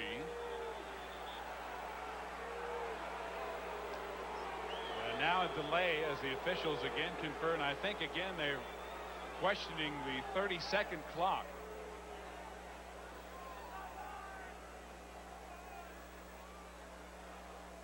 It has 18 seconds on it. But let's take a look at that play one more time where. Third down. Here, let's look. 86 Patterson. He's chasing 96. There he is on top of your screen. There's the chase. There's the left hand. There's the face mask. It's real clear that's what happened. Good call by the refs. Everett on 3rd and 3 completes it. Damone Johnson, the tight end, and he's hauled down by Norman Jefferson immediately, but it is enough for a Los Angeles first down. I'm really impressed with Everett's poise. I'll tell you something else I'm impressed with. He hasn't had time to get himself set and really stride through, Steve, and throw the football. He's having to throw this football with nothing but his arm, and he still guns it in there to Johnson, who makes the catch for the first down. He must have been watching some old films of you. I don't think so. He's taller than a tree. You had a lot on the ball and hardly ever stepped toward the receiver. Everett throwing long down the far sideline and completes it to the rookie Aaron Cox. Cox out of Arizona State, one of 2 first-round picks by the Rams, and one of the reasons why John Robinson has been able to broaden his offensive perspective a little bit beyond the running game. Gaston Green was 1A, first-round draft choice #1, and then 1B was this Aaron Cox. And Cox, the reason they like Cox is the fact that he is smart, he runs smart routes, he understands defenses. On the other side, you have a youngster named Willie Anderson, who is the all-out burner. Get him the ball, and he makes big plays. That was a big play as it gives LA a 1st and 10 at the Green Bay 47. Charles White with a fake. Everett looking long again. Again, it's Cox. Tried to come back for the ball but couldn't, and a flag is going to go down. Mark Lee, number 22, with the coverage, and a flag is thrown at the spot. Pass interference. There, look at the back judge waving him down the field. Right here, pass interference. Now listen, this ball is underthrown. Now Lee has to turn around. Notice the receiver, Cox. Now Lee is turning around. Defense, number 22, first down. That's a bad call. I'm sorry. That's a lousy call, as a matter of fact. Lee turns around to see where the ball is the same time Cox does. The wind holds the ball up. Now the ball goes to the inside. Lee turned around, didn't even put his hands on the receiver, and they call him for pass interference. It appeared as if Mark had a very legitimate argument.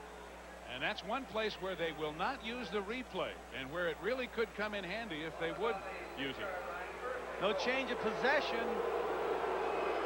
Leave it alone. McGee and Bell in the backfield behind Everett. 1st and goal, Los Angeles. And here's Greg Bell with a gaping hole. Fumble in the end zone.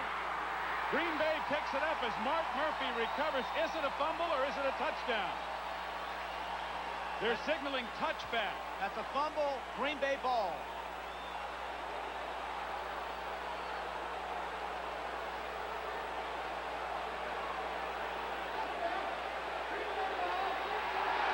And we're going to see Bell right up the middle. Appears that he's going to go in for the touchdown. There's the hit with the right hand. Zabriskie, number 61, the nose tackle, he knocks the ball out before the ball crosses the plane. That's a fumble. If it's recovered in the end zone by Green Bay, their ball. A very good call by the officials. 21-0 Los Angeles, and we're back in a minute. Randy Wright still in there, but Terry, head games have to start now the way things have gone for him so far. As a quarterback, when you've had no success whatsoever, there's the man, Dankowski. Dan, he's standing on the sideline. He's everyone's hero. The guy calling the shots right now, Wright. A lot of pressure on him. Caruth, the ball carrier. Good blocking on the corner, and Caruth breaks it upfield. A 1st down as he gets out near the 34. Knocked down by Johnny Johnson in the secondary. They need a good, solid offensive thrust here. They need to get the ball down the field. Nice, smart passing, good, smart running, and move it on down. Shut the fans up. Get them on your side. Get into the end zone. Now it's 21-7, and, hey, it's great time again. But right now, when you've had so much negative happen to you, Steve, your only thoughts are, gee, I hope nothing else bad happens to me, instead of, well, I'm going to make things happen. The only way he's going to turn the jeers to cheers is by taking them down the field and getting a score. And he's off to a good start with a 1st and 10 at the Green Bay 34. Caruth again, this time over the other side. And he fights for yardage and gets it out near the 38. Mark Giroux on the tackle. 6:40 left in the third. Let's go to New York and Brent Musburger for an NFL Today update. Bay, that's the Los Angeles.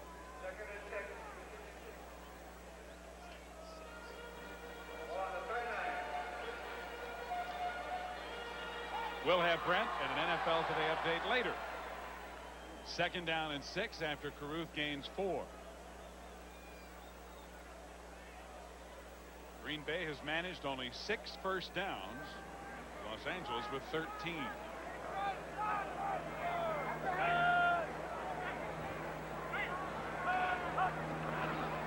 Fake to Caruth. On the end around was Sterling Sharp, the ball carrier. And Sharp is hauled down right at the line of scrimmage, maybe even lost a yard. Carl Eckern waiting for him along with Jerry Gray. And now they're ready in New York, so let's go to Brent Musburger for that update. All right, Steve. Michael Irvin, his first touchdown in the National Football League, the top draft choice out of the Miami Hurricanes, with a slick catch. And then watch him get away from 2 defensive backs and get into the end zone. That touchdown and extra point pulls the Cowboys to within 3. Let's go back to Steve. Thanks, Brent. Pittsburgh leading by 3 against the Cowboys. Right here, it's 21-0 LA, and it is 3rd and 6 as Wright stands in and fires and completes it. Close to the first down at the 44. It'll be very close.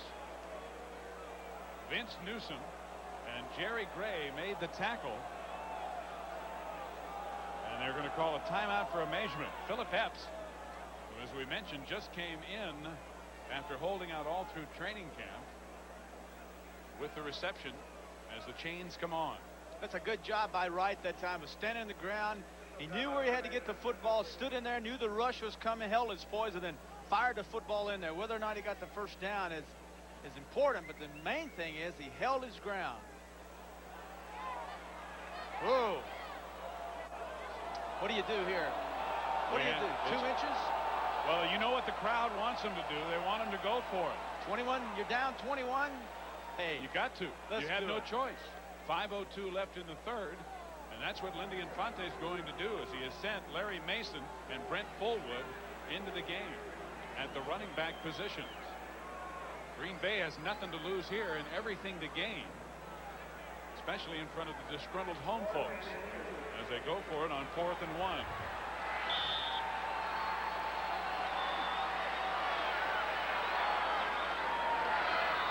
Power I formation, and now Mason in motion. Fullwood, first down as he crosses the 45. Johnny Johnson came up to meet him, but he picks up 2. That shows them a lot right there. It tells everyone we're going to go off right side. Hallstrom and Euchre, the right guard and tackle. Hey, get them out of there, blow them out of there, fellas. And you lean on them, you put that pressure on them, and they respond. Good job by the right side of the line. There's a lead back by Mason. Fullwood coming right up inside. Boy, he takes a hit by the free safety, Johnny Johnson, knocks him down and gets the first down. They spotted at the 47.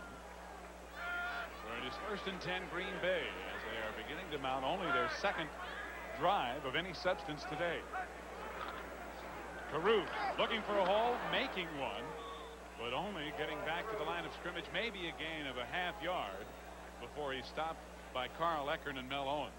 Well, this defense of the Rams coming up inside, it's just with Doug Reed coming the outside and Eckern coming up inside, there's been nothing inside. And they're not using that eagle now, the 2 down linemen with all those linebackers. They're just playing a plain ordinary 3-4, but they're being overly aggressive, which is something Johnny Johnson, the free safety, said. We're going to play overly aggressive. Attacking defense, the linebackers right up in the holes at the line of scrimmage practically. 2nd down and 10. Wright hit from the side. The ball comes loose, and we'll see if his arm was in motion. Mike Wilcher fell on the football, and it is a turnover, a fumble, and a recovery by Wilcher, and the Rams have it again. This is not Wright's fault. He's stepping up. Notice that he's only about 5 or 6 yards deep. He's in a short pocket, which means that it takes an awful long time for a defensive end or a linebacker coming from the outside to tackle him. Now, someone's not doing their job, and you've got to turn right around and point at the tackles. You've got to hold these guys out and give this guy an opportunity to throw the football. Read the coverages and throw the football. Lindy Infante not a happy camper in his debut here at Lambeau Field, and Kevin Green made the big play to knock the ball loose. Oh, Everett with a completion inside the 35 to Pete Holohan, and a good diving turnaround catch by the former Charger. It's amazing how coaches go to players when they bring in a system that they are familiar with. Holohan, coming in from the Chargers, understands this system. He's the perfect H-back. He's out wide, he blocks, and then he receives the ball extremely well. A rocket from Everett that time, and he dove down with his hands and made a fine catch. He played for offensive coordinator Ernie Zampese before Zampese came to the Rams under John Robinson. Gain of 7, second down and 3. Charles White breaks 2 tackles inside the 30, down to the 23. Run down by Johnny Holland and number 59, John Anderson. Last year's leading rusher in the NFL. First half of this football game, Coach Robinson said, we will pound away with Charlie White because he thinks he weighs 250 pounds. Notice this inside move, quick plant, reads the hole to the backside and sees it, and then uses his great quickness to go out and get the first down for the Ram. We'll pound away with White in the first half, and then we'll bring in our young guy, Gaston Green, in the second half and let him see what he can do. White has carried 15 times, but picked up just 39 yards. First and 10, Los Angeles. Blitz. Picked up nicely. Lots of time for Everett, and he completes it to the tight end, Damone Johnson. And Johnny Holland makes the tackle immediately. A gain of about 4 down near the 20, where it'll be second down. A lot of people say, now that's a lousy pass play because it only got 3 yards. But the thing that is impressive is that Everett looked downfield, saw everyone covered. Instead of forcing it, he took the safety valve, which is his crossing tight end. The thing he had trouble with coming out of college was that he said he was programmed to throw deep. In this offense, you throw short, medium, and long. You take what the defense gives you, and Everett is learning that and executing it. Charles White on the pitch. Cuts it back, breaks the tackle, gets down near the first down marker at the 15-yard line. He's about a yard short. Stopped by number 99, John Dorsey, and 97, Tim Harris. It'll be 3rd and 1.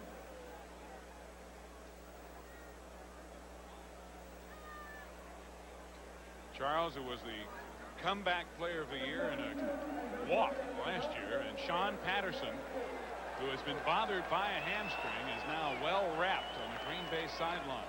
He's the starting left end for Green Bay now. Looks like he's going to be out of there. Even more reason now for the Packers to stay with that backer defense. Everett now calling time. 3rd and 1 at the 15-yard line as the Rams came up to the line of scrimmage. Just 28 seconds remaining in the 3rd quarter, and the Los Angeles Rams lead the Packers still 21-0.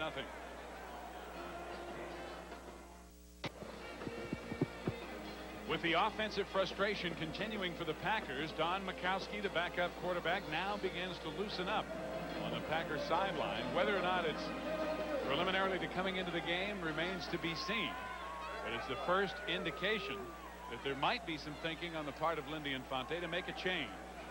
3rd and 1, Los Angeles at the Green Bay 15. Everett looking incomplete to Pete Holohan at the 5-yard line. He was covered by Dave Brown. Now in his 14th season out of Michigan.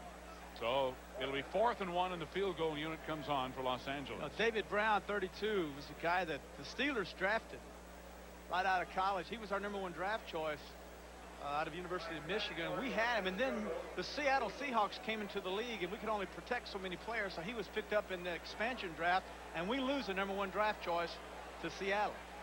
And Dave Brown, the leading active interceptor in the NFL. Lansford's field goal from the 22-yard line is good. A 32-yard attempt, and the Rams, with just 19 seconds left to go in the 3rd quarter, pad their lead to 24-0. Majkowski continuing to warm up on the near sideline as Green Bay will be getting the football back, so we'll see who's in the game. Well, next weekend on CBS Sports, two perennial powerhouses in college football. Number 10, preseason ranked Michigan, and number 13, the Fighting Irish of Notre Dame will go at it again. It'll be a primetime special Saturday night beginning at 9 o'clock Eastern Time. College football right here on CBS. Hey, last year Notre Dame upset Michigan. And now they've got him back again. And the year before that, remember, Lou Holtz opened up his season as the head coach of the Irish down at the Dome there, and doggone near upset Michigan there. So I think Schellenbecker and Holtz got a little thing going. Ought to be a whale of a game. I'll tell you, Michigan and Notre Dame have had something going for years and years and years. The players change, but the stage remains the same. Great programs. Ever played in front of 105,000 people every week? Unbelievable. And they sell that thing out. 105, 106,000. Even if you brought Louisiana Tech up there, they'd sell that baby out. My boys lost, you know, to Mississippi State. Yeah, heartbreaker. Sorry to hear it. Yeah. They need you back. Norman Jefferson and Brent Fullwood back to receive the kickoff by Lansford. Fullwood on one hop at the 11. Finds a hole. Ridden down as he crosses the 35 by Michael Stewart. And a penalty flag is thrown back at the line of scrimmage of the kickoff. At the Los Angeles 35, a flag went down. Randy Wright greeted to boos from the Lambeau Field crowd as he returns to the huddle. I think a lot of those folks saw Mikowski throwing the ball too. Offside on the kicking team. Penalty is declined. First down, Green Bay. You know, as in defense of Infante's decision to stay with Wright, I think it's a smart thing to do. I know it's, hey, we all love that guy on the bench, but as a starting quarterback, it does my heart good to know that this guy believes in me and he's going to stay with me. All he's got to do is make one good drive and shut everyone up, you know, and you're right back in the good graces of him. And he has good field position with which to work, starting at his own 38. And wanting to throw. Knocked down. Kevin Green, what a game he's having as he gets a big paw up there and bats it down. It'll be 2nd and 10. Oh, Kevin Green, this kid is something else. He 3 sacks against the Chargers. This is one thing he does well is gets inside. He's smart. He tries to put the pressure on the quarterback, and right when he gets ready to throw the football, all these guys were taught, get your hands up. High with the hands he went and knocked it right back in Wright's face.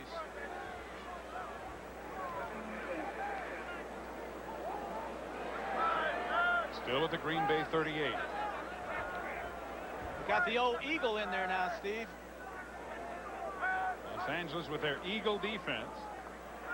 Caruth, the ball carrier, on the swing pass, bumped out of bounds after a short gain by Mike Wilcher, number 54. Stopping the clock with 1 second remaining in the 3rd quarter. So Green Bay will have an opportunity for one more play. It has not been a good day for the Packer offense. Only 26 yards here in this 3rd quarter. Gain of 5 on the reception by Caruth.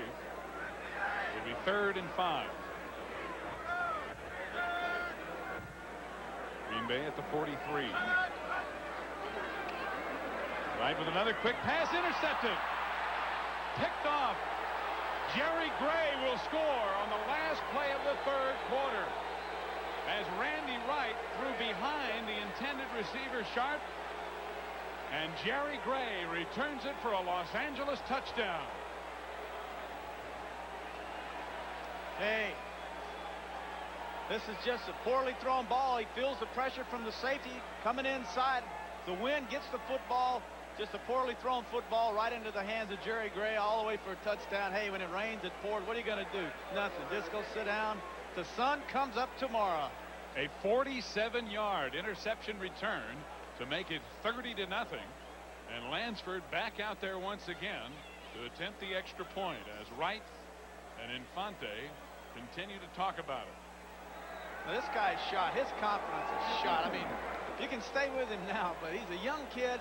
And he has no confidence. Nothing good's happened. And the best thing you can do now is sit him down and bring him the other kid. Lansford makes the extra point at the end of the third quarter with the score. LA 31, Green Bay nothing.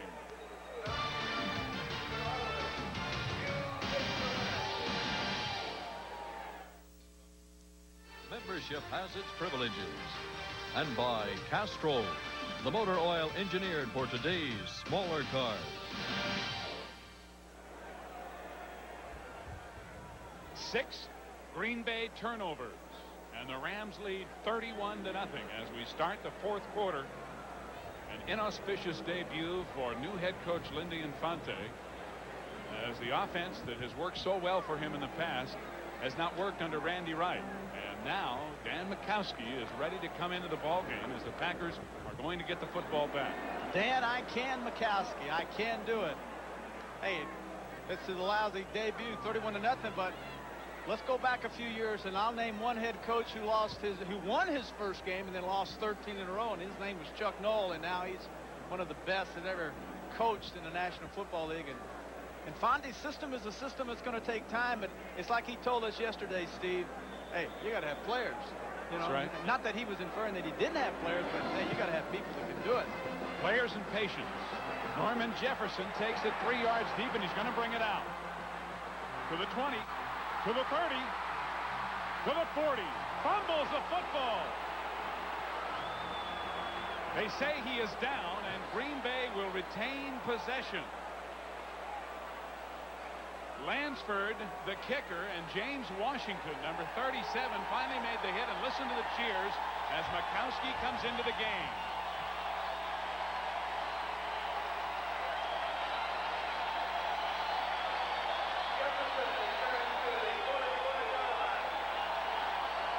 Mikowski in his third year out of the University of Virginia.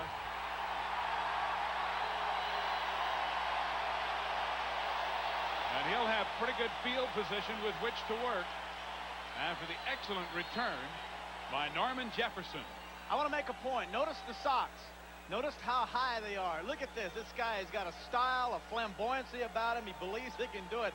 And that right there is as good an indicator to me as anything else. He's different. And he's got his ankles taped on the outside. That's right. If those were black shoes, I guarantee you they'd been spatted up. All right, let's see what happens. Jefferson once again goes down inside. Play stands is called. 1st and 10, Green Bay. Now we're going to see a hit. That was the delay right there. They wanted to find out whether or not this indeed was a fumble. There's the hit. He's down as the ball left. Ooh. Well, that was close. Ooh. Elbow down. Hey, the Green Bay's had enough of these turnovers. They've had 6 Packer balls. So we'll see if Mikowski can operate the new offense. 1st and 10 from just outside his own 40. Faking, looking, firing, incomplete. Intended for the tight end Ed West. Mel Owens on the coverage along with Jeter's pressure. He just did get it off. Back to New York for an NFL Today update with Brent Musburger. Steve, the New Orleans Saints are coming back again. Hebert's 3rd touchdown pass of the game. Thanks, Brent. A good one going in the Superdome, but bad news apparently for the San Francisco 49ers and Joe Montana. Caruth takes the handoff, stopped immediately, maybe even loses a yard or 2. And again, it's Mel Owens in his 9th year out of the University of Michigan, who has had penetration in the middle all day long. Sean Miller told us yesterday that you will not run the football on our Eagle defense up the middle. Anytime I see that Eagle, if I had a running play up the middle, I'd get out of it because I believe Sean Miller. Get out and throw the football. You're down 31-0 with 14 counting. Put that baby in the air. Green Bay 3 for 11 in 3rd down conversions. 3rd down 11. Mikowski can scramble, and he's going to run. 1st down and a big play into Los Angeles territory. They're on their feet and cheering in Green Bay, and that's one reason they like Don Mikowski. He can motor. What he brings to the Green Bay offense is an ability to scramble and to make things happen when everything collapses. And in the modern day quarterback of the 80s, It's a quarterback that has the ability to run with the football, the ability to escape trouble, and have the big arm. This kid's got the big arm, and he obviously can run with the football. He just gained 25 yards for the biggest single rushing play of the day for Green Bay by far. And the Packers in Los Angeles territory, 1st and 10 at the 36. Here comes your Eagle. And again, they try to run it, and Davis is hauled down behind the line of scrimmage by Gary Jeter. They predicted it, Terry, and they're doing exactly what they said they would do. You can't run up inside. Giroux, the nose tackle, number 59, up inside, taking care of the center, knocking off the guard. Jeter, the one defensive end, comes around from behind and makes the tackle. And Fonte said the key to Bernie Kosar at Cleveland was his ability to go at the line of scrimmage, and when we called or sent in a bad play, he would get us out of it. And this young man right here, along with Randy Wright, as time develops, will get out of plays like that. That's part of the offense that Infante's put in, but apparently a part that the quarterbacks haven't yet mastered. Bukowski firing and completing it to Davis, who's down around the 33, well short of a first down, and Carl Eckern and Kevin Green bring him down. You can look at this kid. We saw his socks. Look at the hair hanging out from his helmet. He just has charisma. I mean, you just see certain people, even if they don't make things happen. You've seen guys that go out like Greg Norman. He shoots at 80 one day, but we all say, "Gosh, what a great 80!" The white shark, and he's got. Even if he's not leading the tournament, he's got the largest gallery following. And that appears to be the kind of guy Bukowski is. Just the charisma. Under 12 minutes remaining in the game, it's 3rd and 7. Blitz. Bukowski can't get away, and he's hauled down outside the 40, near the 45 by Mike Wilcher, number 54. Leroy Irvin coming from the secondary on the blitz. Let's keep our eye on 54 Wilcher. Notice he's down outside of Jeter.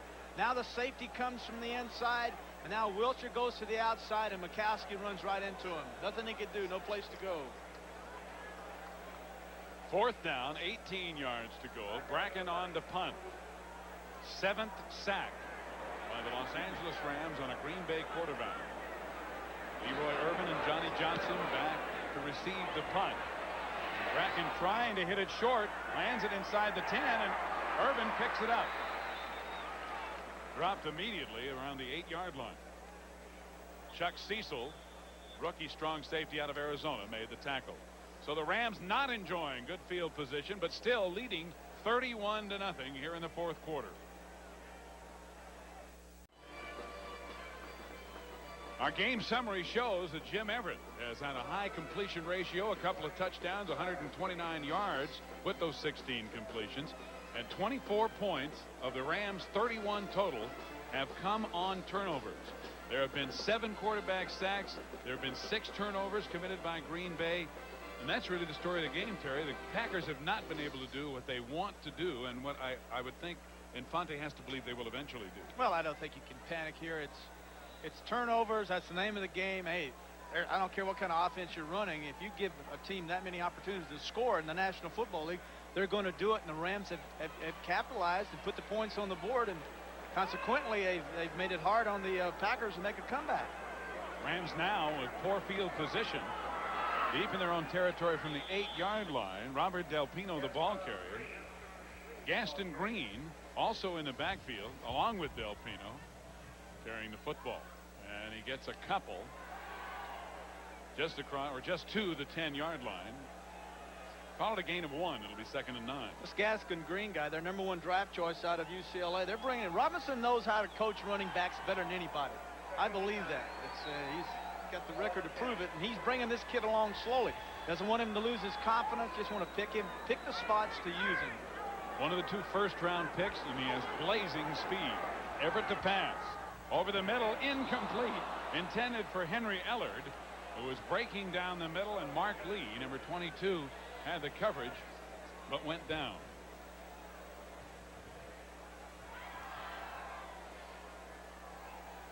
Take a look at the impact these rookies are going to have on the Rams and what they've been able to do. They also have a bunch of 1st and 2nd round picks next year to go with this crop. Well, they've got 3 #1s next year and 2 #2s. They had 3 this year, got 3 next year. Hey, we're looking at quite a few players. Not only that, they had 10 rookies make their team. 3 of them are on the injury reserve, and 7 are are on the active list. On third down, Bell hauled down for a loss. Number 56, Burnell Bucky Dent. Oh, a little baseball in there, did you? Yeah, they nicknamed him, of course, Bucky after the former Yankee player. So Burnell Dent, Bucky to his buddies with a big defensive play at the 5-yard line. And now Rich Camarillo will be standing very near the end line of his end zone to try to kick it out of there. And he's not had a lot of success as far as average is concerned today. Norman Jefferson, who's had a problem holding on to him, but had a big kickoff return, is the only one back. Looks like the Packers are going to try to block. Looks like an all-out blitz, doesn't it? Everyone up on the line of scrimmage rushing the punter. And here they come. Camarillo gets it away, but it's not a beauty.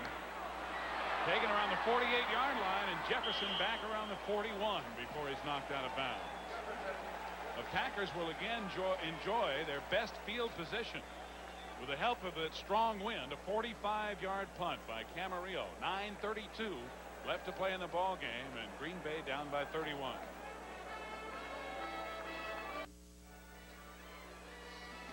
Lindy Infante, with a great deal of frustration today, finally had to change quarterbacks and go to Don Majkowski. And he now at least has some modicum of hope, because the Packers now have the best field position they have had all game long. There's Robinson, and he's got to be happy with his defense. That Eagle defense has been outstanding. All types of pressure on the Packer quarterback. Green Bay in LA territory for the first time to start a drive, and Majkowski with the completion to Stanley. That's the way to throw the football. And when you're getting a lot of pressure, get back 3 steps and then zing that baby in there on quick slants, because a quick slant is one of the hardest routes to cover, because you're running away from everyone, and those that you're not running away from, you're running by because they're standing still. And get it in there. You don't have to worry about being trapped. Plenty of time. Fire that baby in there. Majkowski has completed 2 of his first 3 for 15 yards. First down. Big hole. Mason inside the 20.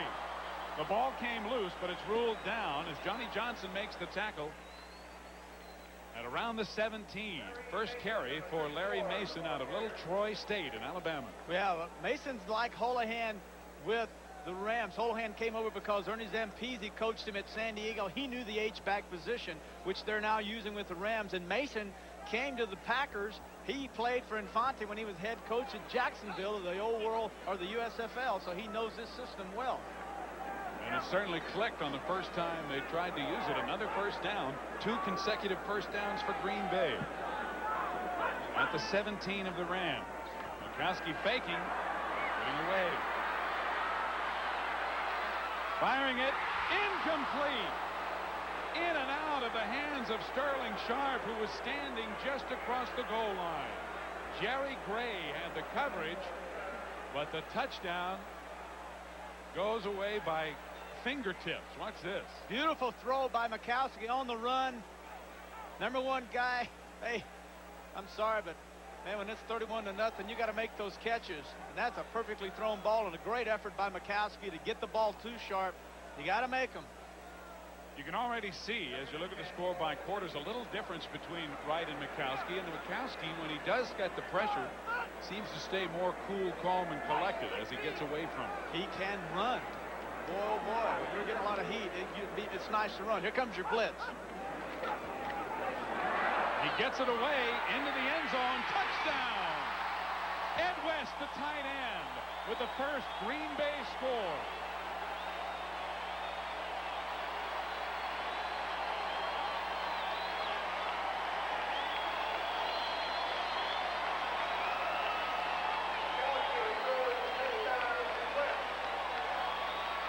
The all-out blitz. Wilter 54 in the right of your screen coming. The thing I love about Majkowski, he sees the blitz, holds his ground, and then lays the ball up to the outside before West, the tight end, even has his head around. That ball is coming. He adjusts and makes a beautiful catch. Excellent job between the quarterback and the tight end. Almost a perfectly thrown ball while he knew he was going to take a shot. That's where you say thank you for that good old strong arm. Beautiful job. Max Zendejas hadn't had a lot to do today, but he's on to attempt the extra point. And it is good. 7 minutes and 59 seconds remaining in the football game. And here in the fourth quarter, Green Bay finally scores. It's 31-7 Los Angeles. Don Majkowski took Green Bay to 2 consecutive first downs and then their first score of the day, and really is being loved here in Green Bay already. Next week on CBS, the NFL continues. Tampa Bay against these Green Bay Packers, or you may see San Francisco and the New York Giants, or Chicago taking on the Indianapolis Colts. Be sure to check your local listings for the game in your area.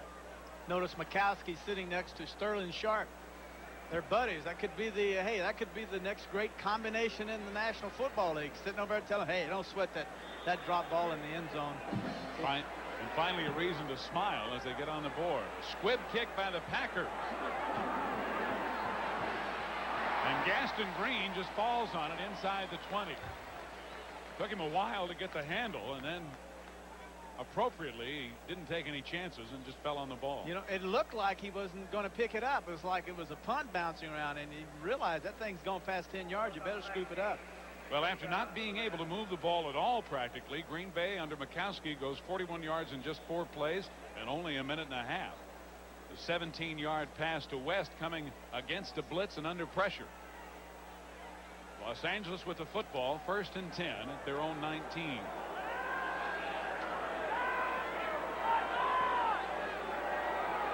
Gaston Green, the lone setback, and he has the football. A big hole, but he cuts to the outside. Dragged down at about the 24 by Robert Brown. This is the offense now that Robinson was talking about. Is that it's an offense that we have to have the ability to run the football and go 80 yards and eat up 9 plays, 9 minutes on the clock. It's an offense that we have to be able to throw out of, and an offense that we must be able to run and pass balance-wise out of. Now with 7:26 and counting, now we can look for Robinson's offense to take effect. The old running game. Hammer, hammer, hammer with that USC tailback approach. Only problem is there's no fullback to lead the way. Again, it's Green back there behind Everett. He throws a short one and completes it. Damone Johnson, the tight end, sliding as he makes the catch around the 28. Ken Stills had the coverage. It'll be 3rd down and about 3. Everett sensing that Mark Murphy, the strong safety, was blitzing him that time, and then the tight end was able to see the same thing. Johnson, he just broke out. That time Everett, throwing off the wrong foot, threw it too low. He leads him out, leads the tight end out a little bit. He breaks that tackle. There's no one there. It's a touchdown. While the offense for the Packers has not debuted in great fashion, the Rams have been able to take advantage of the turnovers and do the kinds of things they have wanted to do offensively. Over the middle, complete to Del Pino. A lot of running room. And Robert Del Pino with a blocker. To the Packer 40 to the 35 as he just ran over Dave Brown, who is no small individual. Dave Brown is a big man. Del Pino, this is what we were talking about. 39. Out of Missouri, was a receiver there. In his senior year, they moved him to fullback. In the veer, excellent out of the backfield, catching the ball. Now he's downfield. Now Dave Brown gets square, lowers his head, and then Del Pino just knocks him over. I wonder they're excited about him. Del Pino, that's a football name too. Del Pino. The 38-yard gain for the football name. The 35-yard line of Green Bay. What constitutes a football name? Football name. It's got bite to it. It's Okay. got one of those 3 deals, Del Pino. Gaston Green, jammed up in the middle, gets ahead for 2 or 3. Down near the 32. Burnell, Bucky Dent, and Jerry Boyarski, the nose man, bring him down. Gain of 2. It'll be 2nd down and 8. You know, this offense for Everett, I'm sure, as he's told us, he's just now gotten the feel of it. The 3-step, he's not there, but you don't stop 5, then 7. But for a strong-arm quarterback to run a quick striking attack type offense, passing the ball, is not that easy. This kid is 6'6" or something. He's huge. Well, he's picked it up nicely. The Rams moving the ball again. Everett again to throw. Swings it out to Gaston Green. He can really run. Knocked down by Mark Murphy and others at the 20-yard line. Another big gain and another first down for Los Angeles, and they are doing exactly what John wants to do, turn that clock. That's safe passing. He looked downfield. His wide receivers were covered. The linebackers had to be deep. He turns around, hits a little safety valve. You know, it's the quickness that Everett has, and he told us that when he was drafted, or when he was brought in from a trade for the Oilers to the Rams, Robinson wanted him to put on weight, so he got up to 225 pounds, and then Zabriskie brings this offense in, which requires him to be quick, so he shedded the weight. Now he's down to 212 pounds. Quick, lightning fast. Most quarterbacks are. Yes, of course. Gaston Green up the middle. Picks up about 3 down near the 16. Again, it was Burnell Dent on the tackle. Fun time now, Steve. Quarterbacks. Rams know they have this game. It's great. Stand out there, look around the stadium, just relax. You got this one in the bag. Play smart. You can relax a little bit, not too much though, and just a great feeling to open up the season with a victory on the road. Nothing like it. And to see the things that you're trying to accomplish come to fruition at the same time. Fruition, very good word. You stayed up all night studying, didn't you? Are you writing these down? That's what I'm from the 17. Again, short yardage. Del Pino this time carrying out of the backfield, and he gets inside the 15. You went to college, evidently. Very brief. I went to college a lot less time than you did. No way, you that smart? No. No, I was gone. I mean, I didn't last. At least you made it through. You were down there at the University of Houston, old Bill Yeoman's veer. 248-pound veering fullback. What a load. That heavy. But I am now. From the 14. On 3rd down, Greg Bell. And he's very close, but apparently short. He needed to get inside the 10. He got just short of the 10. So it'll be 4th and about 2. And the field goal unit comes on for the Rams with, as you see, 2 minutes and 21 seconds remaining in the game. Mike Lansford will attempt. He's been busy. All the kickoffs, extra points, and field goals today. A demise of a dynasty, and boy, hasn't it been that way. After Vince Lombardi's Super 60s, the frustrating 70s have continued into the 80s, and that's what Lindy Infante tries to turn around. If he can reverse that trend, he will be the king of this part of the country. Exactly 2 minutes now remaining in the football game. So as the 2-minute warning is taken, we'll be right back to Green Bay in just a minute. The stadium was jammed when the game began, but now it'll be the exit ramps and the parking lot that feel the crunch as the fans at Green Bay, many of them file out. And a lot of them not very happy with the way things have gone. And the Rams looking to add even more to their 31-7 lead. Lansford from the 24, or rather the 19, kicks it through for a 29-yard field goal. And it makes it LA 34 and Green Bay 7. Lansford, whose nickname is Mr. Automatic, picking right up where he left off last year with that high percentage of success on field goals and extra points. 1:57 remaining in the game, and again Don Majkowski will be coming out to try to lead the offense and salvage something. And coming up next, CBS Sports coverage of the U.S. Open. Tennis from Flushing Meadow rained out today. This has really been a year of upsets, however, and we'll look back later today at a classic McEnroe-Borg matchup, the year that John McEnroe staked a claim to #1 after all those years of dominance by Bjorn Borg of Sweden.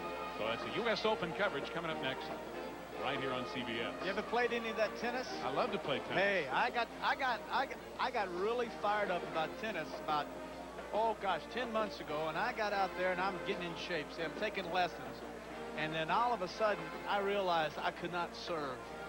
I got so frustrated. I was throwing my racket everywhere. With your arm, you should be wicked. Can't serve. I serve like you serve in badminton. You bing, a little bitty tapper over there, getting nailed by everybody. Well, that's the last thing to come around.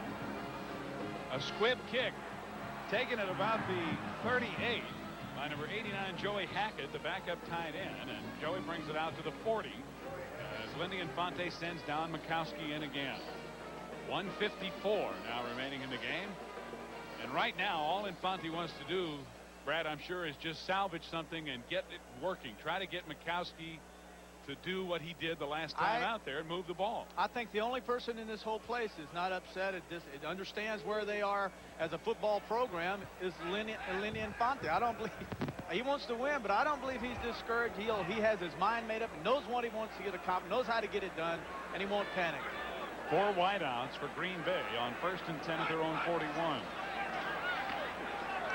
Mikowski firing over the middle, incomplete, intended for Perry Kemp, who had to dive for the ball, which was a little bit underthrown at the Los Angeles 47. Larry Kelm, number 52, and Mark Giroux were covering. So it'll be 2nd down and 10 from the Green Bay 41 with 1:49 left. You got to ask yourself now, if you're a Green Bay Packer fan, who's going to start next week? Who's going to be our quarterback? Final, look at this. Cincinnati got off to a good start, huh? Who's going to be our quarterback next week? This guy? We're going to go back to Wright. I'm sure that'll be the topic of many a radio program here in Green Bay. Mikowski hangs in there and completes it. A fine catch by Patrick Scott as he went up high to haul it down. Very short yardage, only a gain of about 3 out near the 45. Vince Newsom, number 22, brought him down. It's a gain of 4, so it'll be 3rd and 6 at the Green Bay 45. Clock running with 1:26 remaining. Complete again to Scott as he holds on after juggling it, and he has a 1st down and moves it into Los Angeles territory at about the 42. Again, Mark Giroux, 59, made the stop. They're in a 4 wide receiver offense, and so the offense formation is set, and all Dan has to do is get up and just holler out a play, right side, left side, then throw it. Throws it the other way this time, but underthrown. It was intended for 85 Phillip Epps. So the incompletion stops the clock with 1 minute and 2 seconds remaining in the game. So many times defenses, even in a situation like this, will allow the receivers to have things short, not to give them to them deep, but what they do not want is for the receivers to catch the ball on the sidelines where they can kill the clock. Catch it over the middle. We'll give you that. Then we'll hit you and stop the, keep that clock running. It will restart on the snap from the LA 43. 2nd down, 10. Mikowski under pressure has it intercepted. Picked off. And then lateral, Larry Kelm laddering the ball off to Newsom. Newsom went down immediately, and I think Vince was looking to throw a block for him, and all of a sudden the ball came to him. Yeah, that's one of those cases, and that's also a case where a quarterback steps up into the pocket and gets ready to throw the football, and he gets hit, and the ball goes up in the air like a duck. As you look at the folks that have made it possible today, 54 seconds remain in the game. The Rams have it back, leading 34-7. 1st and 10 at their own 38.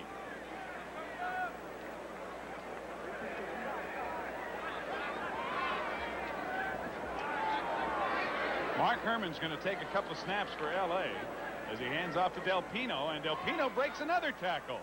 A gain of 8 or 9 as he fights for yardage. He has really made his presence felt through the preseason games, and now has kept it going in the first regular season game. Maybe tough to keep him out of the lineup. Well, also it's the end of the game, and if you had a veteran backfield in there, they wouldn't be working quite as hard as Del Pino's work. He's trying. Hey, I'm trying to impress someone, right. And he's busting these runs off 8 yards, 9 yards, 30-yard reception. He gained 9 at 2nd and 1 at the Ram 48, and this will probably be the final play. Herman just acquired. Pitches it to Gaston Green. And Green doesn't necessarily want to go out of bounds, but he does.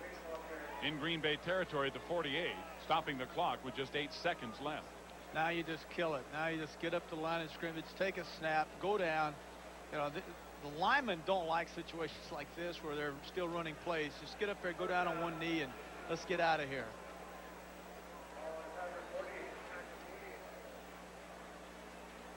Look at Robinson over there laughing, talking to the line judge.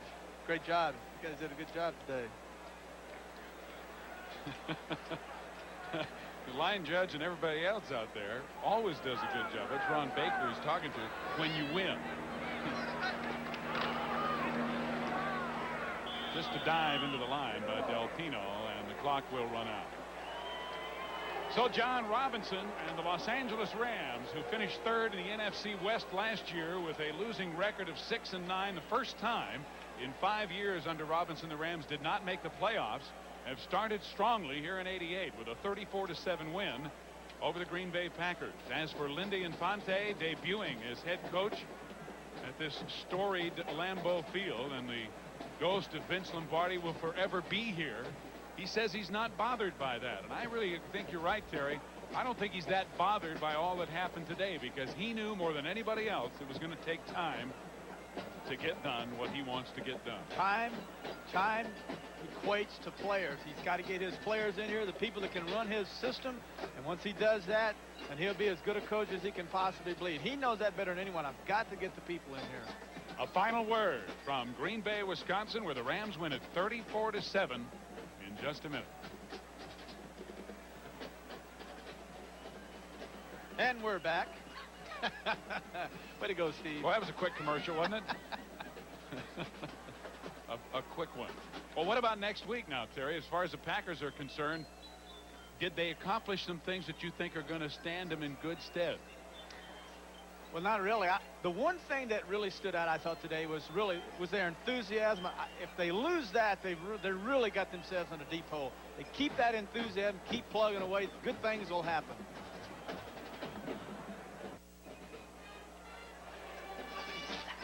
One of the big keys as far as the Rams were concerned was not only their offensive production, but what they did defensively with that Eagle defense. And a big part of that has to do with the linebacker play, and a guy who had a very good game today, Mike Wilcher, is with us. Mike in his 7th year out of North Carolina.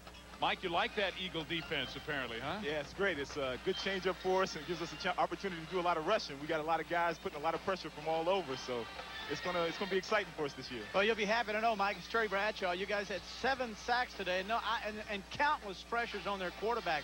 What is it, for the fans that are listening, just exactly what is the design of the Eagle? What's it meant to do? Okay, what it does is it puts 5 linebackers on the field, so we get 2 outside guys, another linebacker over the tight end, and 2 inside, so we're getting good pressure from the outside, both sides, and we get blitz different people. It's not like with the 4-man line where they know who's coming. We have people who can cover or rush, so it confuses them.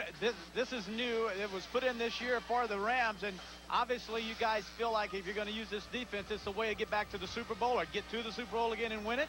Yeah, hopefully for us it is. We're really excited about this year. We got a lot of guys playing great right now, and that Eagle defense is going to do a lot for us because it gives us a great change-up. We won't be as predictable. I gave you a great compliment today. I hope you think it's a compliment. I said that you're the Richard Dent in this defense, and I tell you, the way you came off the ball today, you look like Richard Dent. Yeah. Well, here's one of the sacks, Mike. Yeah. Okay, yeah, I got good pressure on that play, but Leroy Irvin came up the middle and forced the quarterback out to me, so that was what really made the play on that one. Mike, when did y'all put this defense in? We put it in minicamp, so we had an opportunity to practice on it before we went into camp. So we knew what we were doing when we got in. We got a chance to work on a lot in the offseason, and it's paid off for us pretty well so far.